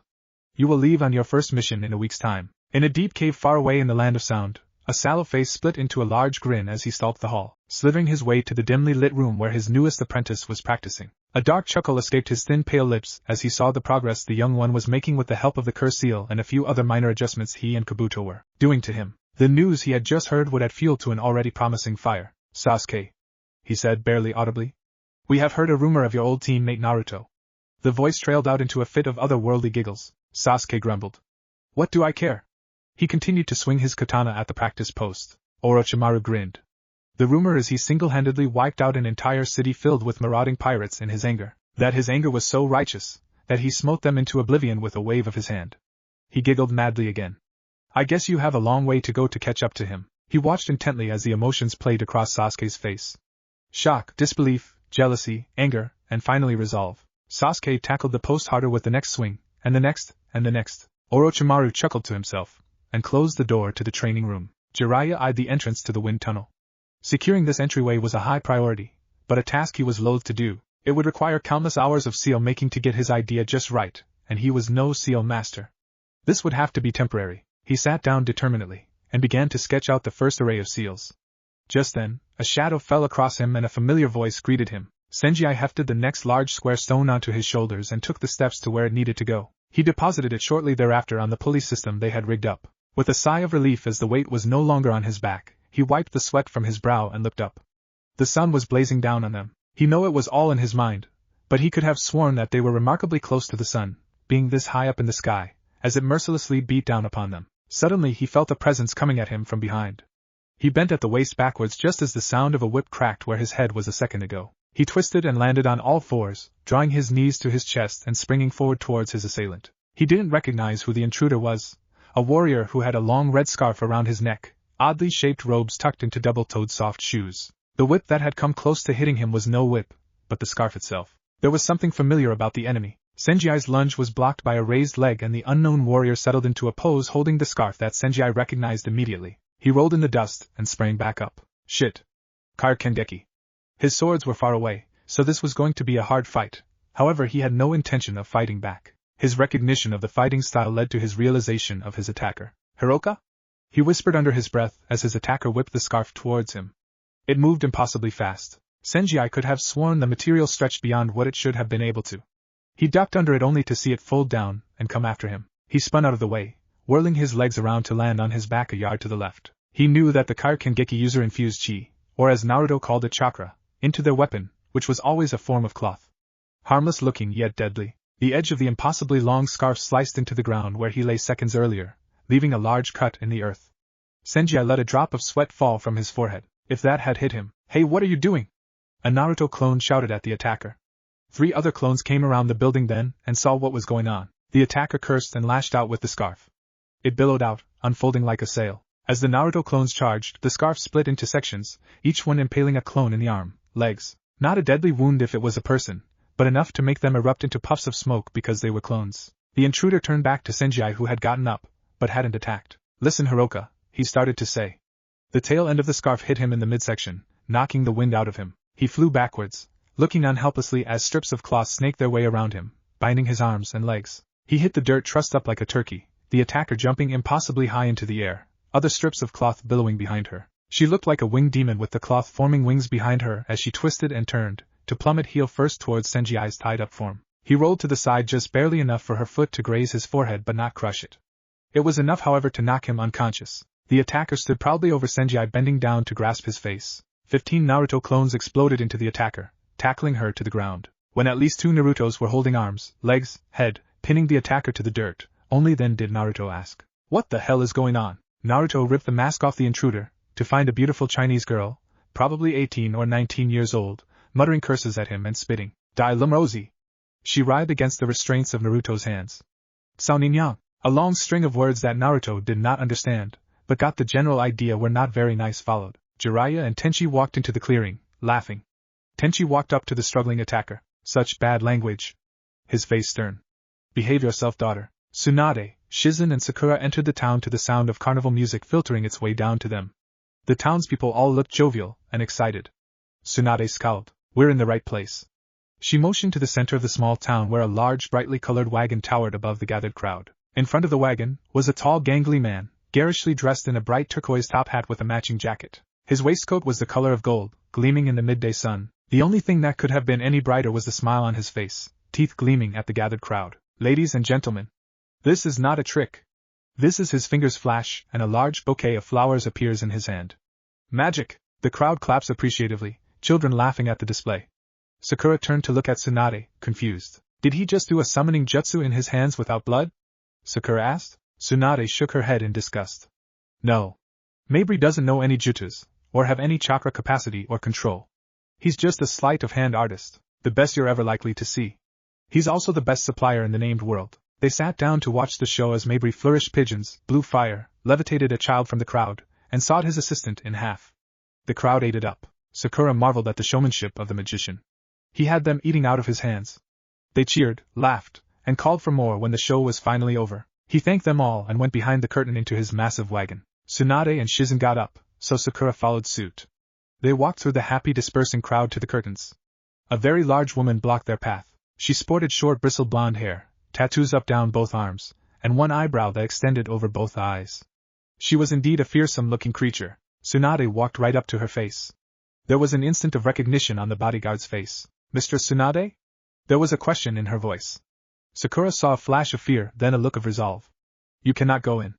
Mr. Mabry specifically told me if I ever saw you again." The bodyguard had no time to finish the sentence because Tsunade had grabbed the front of her shirt and lifted, then threw her to the side, sailing into a nearby water fountain. Tsunade, Shizen and Sakura walked through the curtains into the wagon of the magnificent Milford Mabry. He sat at a simple wooden table, drinking what Sakura guessed was scotch, looking all the while like he was waiting for Tsunade. He flashed her a half-hearted smile, and poured himself another drink. "I saw you in the back of the crowd earlier. Thanks for not disrupting the show. The kids were really enjoying it." His voice was somber, and not at all like the personality on display outside. "So how many did you find this time?" Tsunade asked, sitting down opposite him at the table. The creak of the wooden chairs competing with the tinkle of nearby chimes for the only sound in the room. 13 homeless children. 5 severely beaten. My boys are out looking for the runner now," he said, anger clear in his voice. Sakura looked baffled between Mabry and Tsunade. They clearly knew each other. Tsunade saw Sakura's puzzled expressions and sighed. "Mabry here runs a home for homeless children. He takes exceptionally good care of them, raising any child from infancy until he's ready to leave or stay behind and help out. Most chose to stay. He's been doing this for, what? 20 years? He cleared his throat. 22 actually." He turned to look at Sakura. "See, I was an orphan myself. I had to endure beatings and being on the street. Then I was taken in by who I thought was a kind man. He was a child runner. They sell children into slavery, prostitution, begging. It's a cruel, torturous life for a child." Realization washed over Sakura. "So you travel from town to town looking for children to save?" Her face cracked a wide smile of genuine affection. "You're a really nice man." He shook his head in disgust. No, I'm not." At that moment 2 younger men came bursting into the wagon, throwing a greasy-looking man onto the floor at the feet of Mabry. He looked down at the sniveling man dressed in what looked like hand-me-down finery. A whip lay curled at his belt. Mabry's eyes narrowed and he gave a sharp intake of breath. He grabbed the man by his throat and lifted him to his feet. "You use that whip on the kids you enslave?" he asked at barely a whisper. Sakura watched as the child runner pissed himself. I guess facing an adult is a lot scarier than facing a child. She turned to ask Tsunade a question when the sharp crack of a slap rang through the room.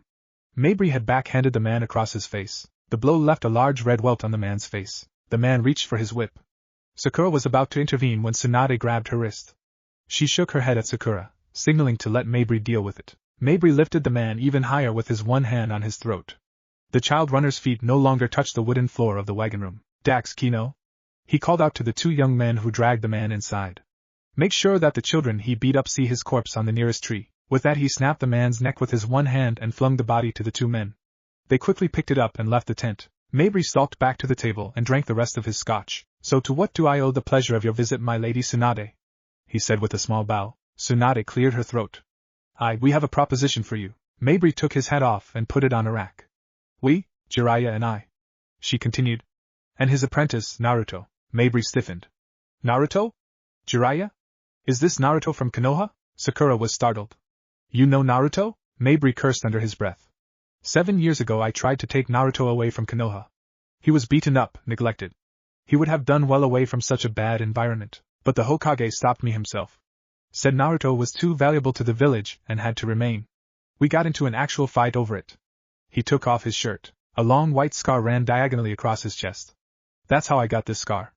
The old goat was better than I thought. Sakura didn't know what else to say. This man had fought the Hokage, over the well-being of Naruto, a then-child who he hadn't known anything about beyond being neglected. So what's the proposal? He asked as he pulled out another shirt from a cabinet and began to put it on. Tsunade smiled. We'd like you to set up a supply line to heaven. Sanji woke up several hours later. Night had fallen and they were all talking and laughing with the young lady who had intruded on their camp earlier. He sat up, rubbing his temple. Ao Hiroka, he grimaced. Why do you have to play so rough? The girl in question threw a look his way.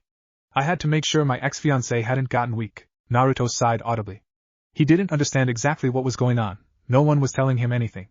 Sanji sulked off into the darkness to wash the blood off his face. Naruto followed him to make sure he was all right. He caught up to him by the edge of the lake. So your ex-fiancé, huh? Naruto asked awkwardly, grinning like an idiot and rubbing the back of his head. Sanji grumbled and splashed the water on his face. Yeah. Tenchi's daughter. He bent down to the lake again and cupped his hands in the moonlight. The only woman I've ever loved and will ever love. And I can never marry her.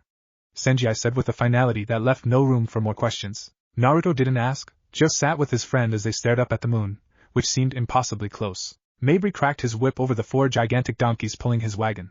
He waved down to Tsunade, Sakura and Shizen. Remember our deal, Tsunade. You hold up your end, and I'll do my part.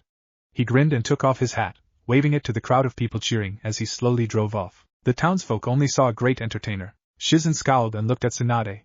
Why would you agree to that? How are we going to manage that? She asked incredulously. Sakura agreed. It seemed like an almost impossible task all things considered. Tsunade shook her head.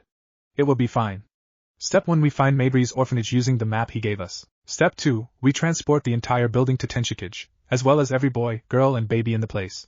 How hard can that be? She asked with a glint in her eyes. Why, I bet we can make it in 1 week. Konoha. Shino leaned against the door nodding his head as Ino spoke to him. To anyone passing, it was just 2 teammates, chatting in the evening after a day of missions. A more wary and observant eye may have noticed that neither seemed completely at ease. Or they may have noticed that Shino had several bugs scattered in a block radius. The 2 teens were standing guard over that night's meeting of Naruto's army. Ever since the debacle that was the daimyo's visit, the village had been a powder keg, just waiting to explode. Citizens and ninja alike were embarrassed by their Hokage Danzo. He had brought much shame to Konoha.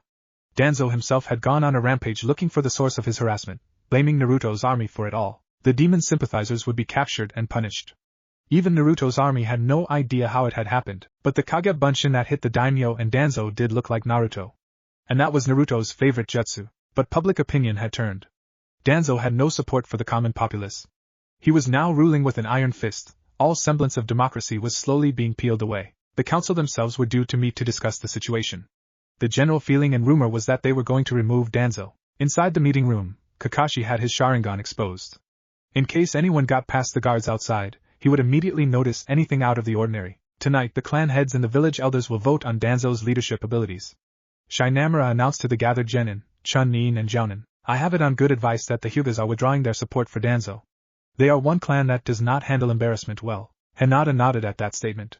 She had overheard similar discussions, very heated ones, at her clan home. Danzo would be aware of this, and has to be planning something. He's a very smart political animal, Kakashi nodded. Just then his Sharingan eye picked up on Lee arriving outside and saw as both Lee and Ino ran through the doors into the room. Ino panted as she let the words spill out. The village elders have been assassinated. Danzo has declared martial law. The ANBU are looking for the murderer Hatake Kakashi. Chapter 9, The Inquisition. Naruto strapped on his white sandals. He had finally gotten over his orange fetish and accepted that as a warrior of Tengoku he would wear white. The straps on the sandals snapped into place. He straightened up and ran his fingers through his hair. It had been almost 8 months since he'd left Konoha and he hadn't had a haircut since. His spiky blonde hair was longer now, bushier, spikier if that was possibly. Naruto looked at himself in the mirror, one of the many supplies brought back in their material expeditions. He didn't look 13. Well, at least he didn't think so. His body had started to harden up from all the manual labor.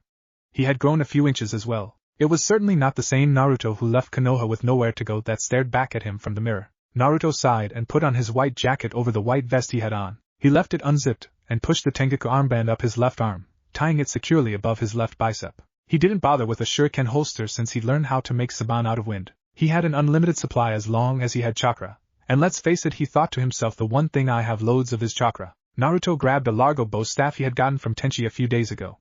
Don't go getting this one broken too, Naruto. Tenchi had warned him. It takes me a lot of time and effort to carve these to have the perfect balance and weight. I won't be making you another anytime soon. He took it to heart. Of course, Tenchi failed to mention that standing not 10 feet away was Gaara, who was chuckling to himself remembering when he broke Naruto's staff. Naruto spun the bow around him, twirling it and then bringing it to a sudden stop with a thump to his right, the base of one end landing perfectly on the ground. Ready. He strode outside of the temporary room that he had chosen on the completed second floor of the tower. He nodded to some of his clones as he walked past them. He hoped his clones would last until he came back from this mission. There was still so much work to be done to prepare this village. He walked down the stairs to the ground floor where Jiraiya and Tenchi were waiting for him. He looked around but didn't see Sanji anywhere. His new friend had been slightly different since Hiroka had shown up, more serious, less outgoing. It was to Naruto as if the Sanji he knew had withdrawn into a shell. Naruto needn't have worried about Sanji's whereabouts though. He appeared in the room beside him in a flash. Sanji had shrugged off his usual black clothes and also donned a white uniform, very similar to Naruto's. Sanji had explained that he had his own reputation as Sanji the Dark Blade, but that he didn't want to go against the new look of their village. He had sounded very proud when he used the words our village. Naruto couldn't help but smile. Inasmuch Sanji's clothes were now white, the style was much different from Naruto's. Sanji wore what could pass as a monk's coat, except slim-fitting. It was open to reveal a suit underneath, also all white. Not just any suit, but what Naruto would swear was a formal suit. Button-down shirt, slacks, shoes not sandals. Sanji looked like he was going to some formal event. Naruto stood there in shock, mouth slightly ageki. Sanji looked at him and laughed. Well, we are representing the village. And as your bodyguard I thought I should look the part. We're going for being remembered here. Jiraiya nodded. He's right. In fact, this mission has no financial reward. Sanji almost fainted. You mean this will be a freebie? He looked angrily between Tenchi and Jiraiya. I've worked years just to build up a reputation where I don't have to do freebies anymore. And now you want me to do it again? Jiraiya nodded with a smile. Yes. You may have a reputation, but Tengoku does not. He turned to Naruto. You will go to the city of Evora, which lies south of here in the plains of the unnamed country. Naruto, your clones have proven to be very useful. I've drawn a map of where the wind streams we've charted head. One passes a few miles west of Evora. Naruto nodded and looked at the map. It was at least a week's travel if they didn't use the wind stream. Unfortunately, he still hadn't found a river besides the main one to bring them back home. That meant a long trek back after they were done. Sanji glanced at the map and noticed something. Hey, at least one major stream goes through each hidden village. That's an odd coincidence, isn't it? He said, half asking a question at the end. Tenchi nodded. Don't worry about that right now. Jiraiya and I are still theorizing about that. For now, just focus on your mission. Evora is a Puritan city. Its inhabitants believe in righteousness and a higher power. Because of this, any chi user or Kekai Genkai, for example, is considered a demon or devil. Jiraiya continued. They routinely hold unsuspecting visitors to their city, and spend hours interrogating them to see if they are indeed demons. This questioning is nothing more than torture designed to make people admit to anything, true or false. Sometimes they also raid nearby towns looking for demons to sacrifice to their god. They burn them at the stake. Naruto looked sick to his stomach. That people could be that cruel. So, Sanji asked? He too looked a little pale. We rescue any captives? Jiraiya nodded. He then looked at Naruto. I want you to figure out a way to stop them from continuing this madness. If you can do it without destroying the city, then great. But if you must, use that wind blast you used on Karaki. Sanji glanced nervously at Naruto for a split second before Jiraiya continued. And Naruto, if you can do it without going well all foxy on us, that would be best. We're trying to get people behind us, not afraid of us. Naruto nodded, but he could already feel a lot of emotion inside him. Without a word, he and Sanji flashed out the entrance, and towards the wind stream that would take them on their mission. Jiraiya watched them go, a thoughtful frown on his face. Tenchi thought he could tell what he was thinking without having the gift of reading minds. They'll be safe. Sanji is a strong warrior, and he looks up to Naruto. They will protect each other. Jiraiya shook his head. No. I'm sure they'll be fine. I'm worried Naruto will go overboard and hurt someone he doesn't mean to. I don't think he's ready for that sort of guilt yet. Tenchi looked out the doorway, now also deep in thought. Naruto and Sanji leapt into the stream. Naruto's clones had put a clear marker by the stream so it was easy to find. The familiar yet still odd sensation of flying overtook them. Naruto went headfirst this time, arms at his sides, bow staff strapped to his back, enjoying the feel of wind around his body, the weightlessness. Sanji folded his arms and assumed a lotus position. His body language was very easy to read, very much not pleased with this mode of transportation. They sped across the morning sky, high enough that someone on the ground could not see them if they looked up unless they had a Sharingan or Byakugan, and then only as a dot traveling impossibly fast. The wind whipped around them, making conversation difficult. This was one of the faster streams that Naruto's clones had discovered so far. Within 30 minutes they neared the point at which they needed to leave the stream. Naruto glanced at Sanji who nodded at him. Sanji unfolded and grabbed onto Naruto's legs with one hand, essentially moving his body out of the way. Naruto faced back to where they had come from, and unleashed a palm thrust of chakra and wind. It was as powerful as he had used back in training to cancel Sanji's blade slices. It was strong enough here to temporarily disrupt the stream and let them fall out of it. They had discussed this many times, how to get out of the stream. So Naruto was glad to see it work. However, the falling to the ground part he was not looking forward to. Jiraiya had said this method should work. Naruto thought. But if it doesn't, we'll be pancakes. Sanji seemed to have complete faith in Naruto, as he shifted his body in mid-fall to be behind Naruto. Naruto faced the ground that was rushing up to them, and did the same move, but this time pumping a bit more chakra into it. The ground exploded just as they were about 20 feet above it. The concussive blast of the force acted as a cushion, and actually pushed them back up slightly. Naruto and Sanji used the push to flip and arc over the blast area, landing on their feet with a solid thump. Sanji immediately fell to his knees. Thank the great Kami that worked, he exclaimed. Apparently his trust in Naruto was not 100% absolute. Naruto grinned. I knew it would, Sanji scoffed. Yeah, right. He looked back to where they almost landed. Hey, look at that. Naruto turned and looked at what Sanji was pointing at. As the dust settled, two huge handprints were embedded in the ground where they would have landed. Sanji's face split into a smile. Well, you've already left your mark on this area, Naruto. He walked off towards the village laughing. Tsunade scowled as she looked at the ravine in front of her. Her patience had worn exceedingly thin. Walking miles and miles, even with the help of her slug summons, had been tiring. Of course, it was made worse with close to 200 children of different ages complaining for the entire trip. She swore, if one more snot-nosed brat asked her if they were there yet, so help her she would. Mistress Tsunade? Sakura's voice cut into her thoughts. What do we do from here? Tsunade sighed and grabbed Sakura by the shoulders. With a small heave, she chucked Sakura into the ravine. She trusted Jiraiya implicitly where things like this was concerned, so it wasn't really a dangerous thing to do to Sakura. And if she got hurt, Tsunade could always fix her herself, being a medic nin and all that. Sakura shot like an arrow up the ravine and up into the clouds. Tsunade gave it a minute then nodded to herself. Sakura had not come crashing and screaming back to earth, so she guessed it was safe. She turned to the assorted children behind her.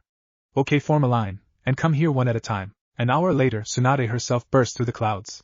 She had let all the children come up first before tiredly jumping into the ravine herself. As she landed on her feet with a thump, she noticed immediately that Sakura had taken control along with Shizen and organized all the children into a single group. The kids seemed in awe of where they were. Undoubtedly many of them wondered if they were really in heaven. Jiraiya came walking over to smile at Tsunade. Glad you made it, he beamed at her. But where did you pick up the army of dwarves? He laughed at her frustrated growl. She half-heartedly tried to punch him, but he dodged it well. She looked around at the island. Wow, you weren't kidding. This place is amazing. She started to walk to the land and paused. Do you feel that? She asked Jiraiya. He frowned. He did have a weird feeling every time he was in Tangoku, but never bothered with it. He didn't like heights after all. Tsunade closed her eyes and breathed in deep.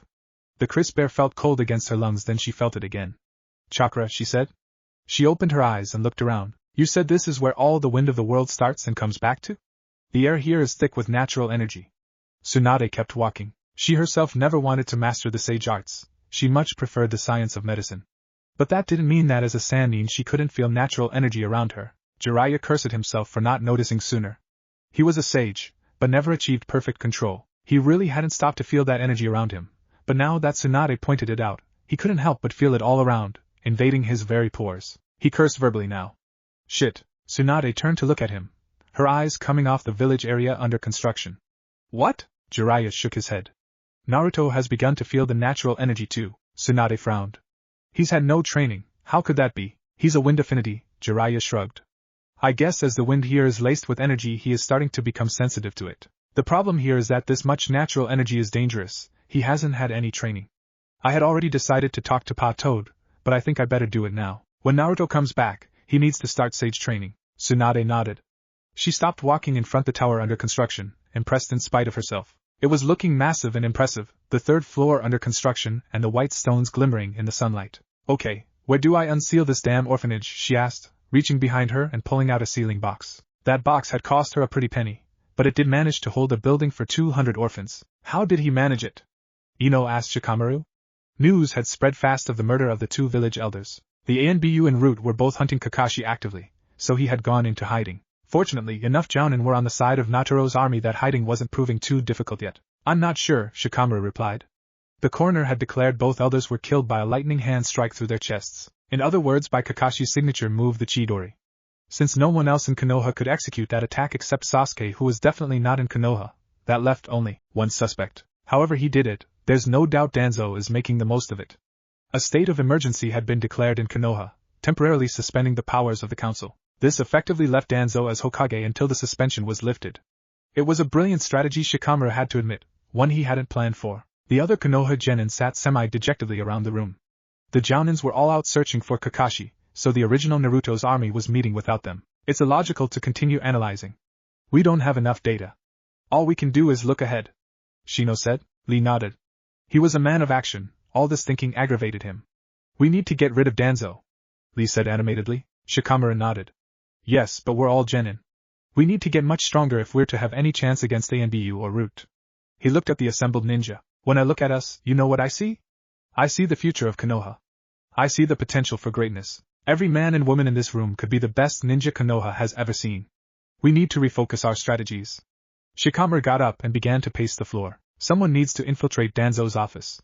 That someone needs to earn his trust so we can have access to his plans. A spy! Kiba exclaimed. Shikamaru had a look of disgust on his face. Sure. That rules you out, Kiba. You're about as subtle as a rock to the face. A snicker from Niji and Lee. Shikamaru looked at each of their faces, studying them carefully. Why not you, Shika? Ino asked. Shikamaru shook his head. No, he'd be suspicious of me from the start. The Hokage has access to aptitude tests, and I score very high. He'd be wary of me. No, we need someone he'd never suspect, but that he could find useful. He pointed at Ino. You Ino. Ah! She exclaimed. Me? Why? Your family abilities could be very useful to the Hokage's office. And you're a girl. Men typically underestimate women. Shika looked at everyone else. The rest of us have our own mission. We need to train. We need to get stronger. But don't let anyone know how strong we're getting. Shino nodded. That is sound logic. No one will see Genin as a threat. And if we increase our abilities up to Chunin or even Jounin level, we'd have the tactical advantage. Shikamaru smiled. Yes, exactly. We don't know as yet what Danzo is planning, but we will. And we will be ready. Danzo chuckled. The latest report said that Kakashi still hadn't been found. That was good news as far as he was concerned. As long as Kakashi was out there, he was the perfect scapegoat. After all, who else could possibly learn the Chidori? He laughed out loud in the silence of his office, the Sharingan eye hidden behind the bandages on the left side of his face spinning madly. Naruto and Sanji stared down at the village below them. From their vantage point on a hill outside of town, it was an impressive sight. This was like no village they had ever seen before. The buildings were huge and numerous. The town was easily twice as large as Konoha was. In the very center was a cathedral that towered above the other buildings, its bell towers reaching up like dark spires into the sky. Naruto shuddered. This place had a bad feeling to it. Okay, so how do we find the captives? Sanji asked Naruto, not taking his eyes off the village. He didn't want anyone to take them by surprise. Not far from them were 2 guards on the west entrance to the village. Naruto scratched his head. Well, I guess the easiest thing to do is ask. Sanji turned to look at him puzzled. But Naruto had tossed his bow staff to Sanji, and then Hiraition to right in front the guards. What the? One of the guards almost fell back on his ass. The other lowered his spear to point it at Naruto. Excuse me, Naruto asked innocently. Where do you hold chakra users like me? The guard who had almost fallen down threw a net over Naruto, and they both pointed their spears at him. Ha! Caught you now, demon! Naruto bowed his head but looked back to where Sanji was, hidden out of sight. Sanji cursed until he caught sight of Naruto's smile. Damn that fool, he wanted to get caught so they would take him to the others. Sanji muttered to himself about the recklessness of his friend, and decided to follow the captive Naruto as the guards marched him into the city at the point of their spears. He followed them jumping on rooftops, flash-stepping as fast as he could from chimney to chimney, trying to stay out of sight. He watched as they pushed Naruto and tripped him, making him fall to the cobblestone floor. They laughed, and Sanji had to try hard not to cut them to pieces where they stood. They led him straight into an ominous-looking building just short of the grand cathedral itself. With a word to the guards posted in front that building, they pushed Naruto inside and followed. Sanji could no longer see what was happening. He sat down on the roof he was perched on and decided to give Naruto one day before he killed every man who was holding Naruto prisoner. Naruto smiled as the bars slammed shut behind him. The guards laughed and left without a glance backwards. They clearly underestimated him, Naruto thought. He looked around his new accommodation. A small 8x8 cell. It looked like stone floors and iron bars. Naruto could feel other eyes on him. In the cell next to him, in the very darkest of shadows, he saw 2 feet sticking out. "Hello?" Naruto asked of the darkness. "Who's there?" "I've come to rescue you." "Ha ha ha!" A young male voice came from the shadows. "Some rescue attempt." There was a scraping noise and a figure emerged. It was a teenage boy, maybe 17 years old. He was the oddest-looking boy Naruto had ever seen. For one thing, his skin was as black as his hair. His hair was thick and curly, in finger-length bunches. His clothes were frayed, in a brown tunic and beige slacks with a rope belt. He approached the bars and put his hands on them. "So how exactly did you plan to rescue us?" The boy glanced at Naruto's white clothing and snickered.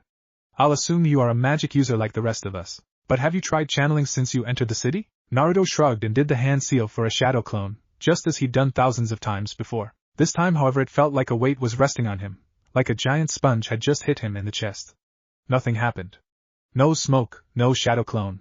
Nothing. The boy nodded. "See? The entire city is shrouded by a magic dampener. None of our techniques work." Naruto saw that there were more cells in the darkness, and each had one or several people in them.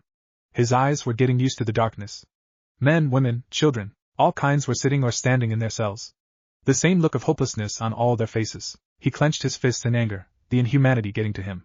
He sat down and tried to think of a way out of this without chakra. Sanji woke up on the same rooftop he had been keeping watch. He yawned and scratched his neck. Tiled rooftop was not the most comfortable place in the world to fall asleep. He heard some guards talking about the demon cleansing ritual they would be holding today. "Them damn demons will be sent back to hell," one clearly enlightened and educated man exclaimed. "That's right," the next chimed in. "The cleansing fire will send them back to the damnation from whence they came." "Amen, brother. Sister Agnes assured me that I would get to light at least one pillar myself." "You're kidding. What an honor. What did you have to do to gain such privilege?" "My cousin from the land of snow brought the new parts for the demon suppressor. I helped arrange it," the man said proudly, Sanji's head cocked to the side. This demon suppressor sounded interesting. He'd need to do some investigating into it. He hoped Naruto was doing okay. "I hope Sanji is doing okay," Naruto sighed. All his attempts to blow his way out of the cell failed miserably. He couldn't mold chakra at all. He tried kicking at the bars, but without chakra enhancing his attacks, his body wasn't strong enough to do any damage at all. So Naruto had sat down and put his mental capacity to work at getting out of this situation. When he had surrendered, he had just wanted to find the prisoners. Well, he had found them, but he hadn't expected to be helpless. It was a weird sensation. He looked across at the dark-skinned teenage boy across in the next cell. "Hey you?" he ventured. "What's your name?" The boy looked across at Naruto, his black eyes stark even in the dim light. "I'm Nagi Mikihara." "What's your name, kid?" "Naruto Uzumaki," he replied. "Where are you from, Nagi?" "I've never met someone who looks like you," Naruto stated bluntly. Nagi looked intently at Naruto. "Are you afraid of me, Naruto? Does my color frighten you?" Naruto scratched the back of his head. "Well, not really. I mean, my friend Lee becomes red sometimes when he fights.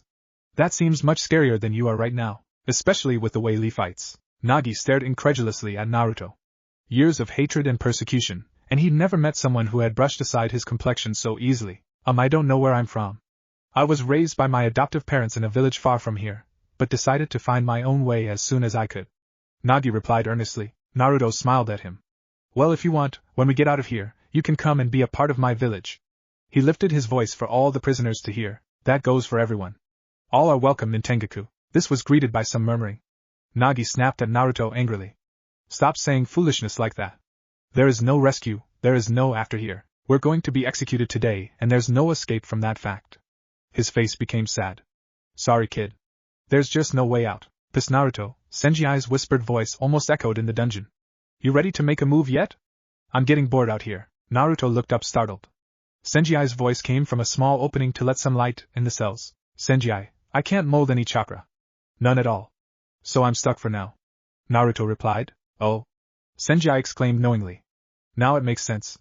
Okay, I'll take care of that. You just be ready to make your move. With that, Senji melted back into the street and took once again to the rooftops. He just needed to find someone who could show him where the demon suppressor was. Piece of cake. Naruto turned to the shocked Nagi. Offer is still open, think about it after. 30 minutes later, Naruto, Nagi and a 5-member family of magic users were tied to wooden posts inside the huge cathedral. People were still filing in, anxious apparently to witness the cleansing. Your friend hasn't come through as yet, Nagi said, semi-panicked. Naruto assumed that anyone would be tied to a stake and about to be burned alive. He however felt fairly calm. He trusted Senji. He will believe it. Nagi stared incredulously at Naruto again. He hoped he wasn't this cheerily optimistic all the time. The high priest and his attendants marched in behind the stakes. Brothers and sisters of the eternal flame, tonight we have come to witness once again the ritual that gives us everlasting life. The ritual that lifts up our spirits and brings us closer to our Lord Seti. He held up a large brown staff with curling snakes on it. Naruto shuddered involuntarily as he thought of Orochimaru. These demons have confessed to me privately that they came here looking for souls to devour and turn against our Lord Seti. There were audible gasps from the crowd, along with cries of no and burn them. Naruto moved to speak, but a guard stepped forward and clubbed him in the stomach with the back of his spear. Naruto spit out blood and doubled over as far as the binding ropes would let him. Any time now, Senji, he whispered under his breath. It took just 1 second. Over the sound of the crowd laughing and Naruto being hit, he heard a familiar whistle. The noise Naruto had come to know was the slash of Senji's blade. Naruto stayed perfectly still as the air ripple sliced into the ropes all around him. Senji appeared in the door to the cathedral. I'm still looking, Naruto. You do what you can here until I can find it, okay? Senji called out before disappearing. Naruto nodded and took a fighting stance. He may not be able to mold chakra right now, but he was still a ninja, and damn it if he was going to show these baka his taijutsu. Naruto, release me, I can help, Nagi said urgently. Naruto grabbed a spear from a still in shock guard and sliced the ropes holding Nagi. The head priest now snapped out of his own shock. Guards! Call the defenders of Seti. Everyone! The demons are free! Many in the gathering of people screamed and made a run for the door.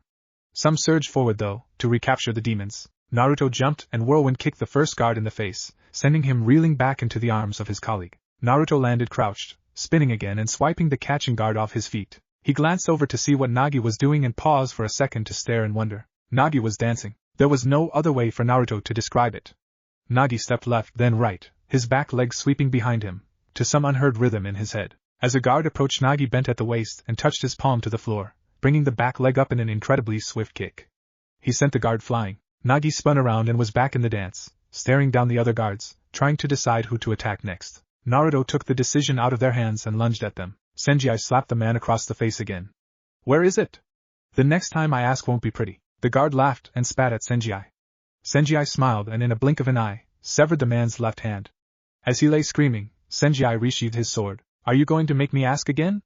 A man can live with one hand but none. Why, you wouldn't even make a proper beggar now, would you? Naruto managed to untie the other family in the melee. They however chose to try to escape instead of staying to help. Naruto was glad they did. The father didn't seem like much of a fighter, and Naruto didn't need to see any new orphans get created today. Nagi was holding his own for now, his dancing martial arts impressing Naruto whenever he had a chance to see it. There were many more guards than Naruto anticipated, however. Hundreds poured into the cathedral. Naruto had to admit even he couldn't hold them off for much longer. He spun around and backhanded a guard across his face. He flipped backwards over a lunging spear. No, not long at all. Senji stared at the metal box under the bell in the cathedral bell tower. He scratched his head. How do I turn this off? He shrugged and bent at the knees. Seconds later his sword sliced right through the machine where the words prototype, property of Dodo Kazuhana, please return if found were printed. Naruto felt it, the surge of power coming back to him. It was as if someone had turned on a light switch. He took a breath and made 100 shadow clones. They all smiled at the stunned guards, then surged forward. Naruto glanced across at Nagi, who should have also gotten access to his chakra back. It was an amazing sight. Nagi spun and kicked the nearest guard. But his kick ended with him melting into the shadows on the ground. He emerged from another shadow to do a somersault kick and landed, once again disappearing completely into the shadows on the ground. Naruto had never seen anything like it. He knew Shikamaru could control his shadow, but this was something else. It was as if Nagi was a shadow. The high priest shouted once again. Kill them! Kill the demons! The guards surged forward with spears and swords and crossbows.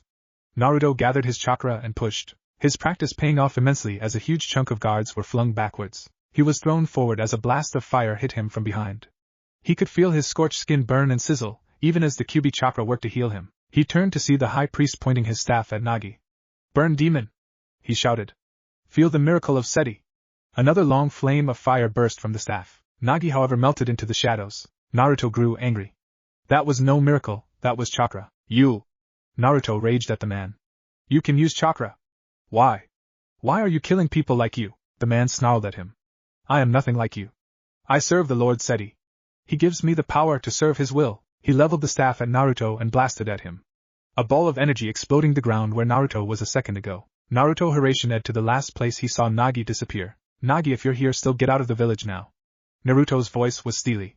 "Get some distance away, I have something to finish here." The shadow to Naruto's left shifted slightly, then seemed to melt through the rock wall. Naruto turned back his full attention to the high priest. A little too late though, as the man hit him under the chin with the staff, sending him up into the air. He then blasted Naruto with an energy ball, cackling madly as he did it. Naruto was sent crashing through the ceiling of the cathedral and flying straight up into the evening sky. He could once again feel his skin start to heal even as he headed up into the sky. As he reached the peak of his ascent, he started to gather his chakra. He could feel the wind whipping at him, and he almost felt as if it lent him some strength as well. He began to hurtle back down to earth, the village far below. He hoped Sanji was clear too. Sanji in fact was looking up at Naruto from the courtyard of the prison near the cathedral. He was covering for the exit of the other prisoners. They were all gone and he was just decimating guards when he looked up and saw Naruto plummeting. At first he was worried about his friend, falling from that height. Then he cursed and ran, flash stepping as fast as he could away from the center of the village. Naruto knew a way to stop his fall from that height, but it would mean he cleared the village gate just as he felt the chakra surge. Naruto had gathered an immense amount of chakra, and pushed down, using the technique he had used when they first arrived on the wind stream. The blast was immense. Huge hands of chakra flattened the stone buildings into rubble, dust erupting all around. The cackling of the high priest drowned out by the tumultuous destruction of the city. Like before, the blast created a cushion for Naruto to bounce off of, and flip to safety outside the blast area. It was still a long fall, but he channeled some chakra to his legs to help him land without breaking them. It left a small impact crater where he landed. The dust was still pluming into the evening sky when Sanji found Naruto. He was staring at the imprints in the landscape from a nearby hilltop. 2 giant hands embedded in the ground, where the village had once stood. Nothing left but a few stone walls on the outskirts, and a sign on a road that read "Sinners and Demons Beware." Nagi materialized out of a nearby shadow and whistled. He looked from the destruction to Naruto. "So where exactly is this village of yours?" Naruto, Nagi and Sanji trudged along the dirt road. Once again Naruto wished they could find a wind stream to take them home. They were a week, maybe more, away from Tangoku on foot. Sanji had immediately bonded with Nagi. They were all warriors at heart, so finding something in common was easy. "I hate walking," Sanji grumbled. His face lit up. "Hey Naruto, how about we toss you into the air and see if we can't find a wind stream back home?" Nagi grinned too, an evil light in his eyes. Naruto stepped backwards. They wouldn't. Nagi disappeared into the ground and Sanji lunged forward in a flash step. Naruto began to Hiraishin away, laughing at the play, when 2 hands shot out of the shadow on the ground and held his ankles. Before he knew it, he was laying across the outstretched and interlocked arms of Nagi and Sanji. "Wait guys, I'm not sure." The 2 teenagers shouted, bypassing both numbers 1 and 2. They shot Naruto far into the air. He waved his arms futilely, "No stream up here," and began to plummet to earth. He was going to use his chakra push to brace his fall, but then he realized his friends were below him. He swung his legs below and pumped chakra into them, hoping to cushion as much of the landing as he could. Just before he hit the ground, a large hand reached between Nagi and Sanji and grabbed Naruto by the back of his shirt, keeping him from hitting the ground. They swiftly looked at the oddly dressed large man who had appeared before them, and then at the large wagon rolling into the meadow behind him. "Greetings. I am the man," began to speak. Naruto finished the sentence excitedly. "The magnificent Milford Mabry. What if neglected Naruto leaves Konoha Konoha bashing? And thanks for watching my video till the end. If you enjoy this content, then do consider subscribing to my channel, and leave a like if you guys need the next part. Comment down, and thanks for watching the video, and see you guys in the next video."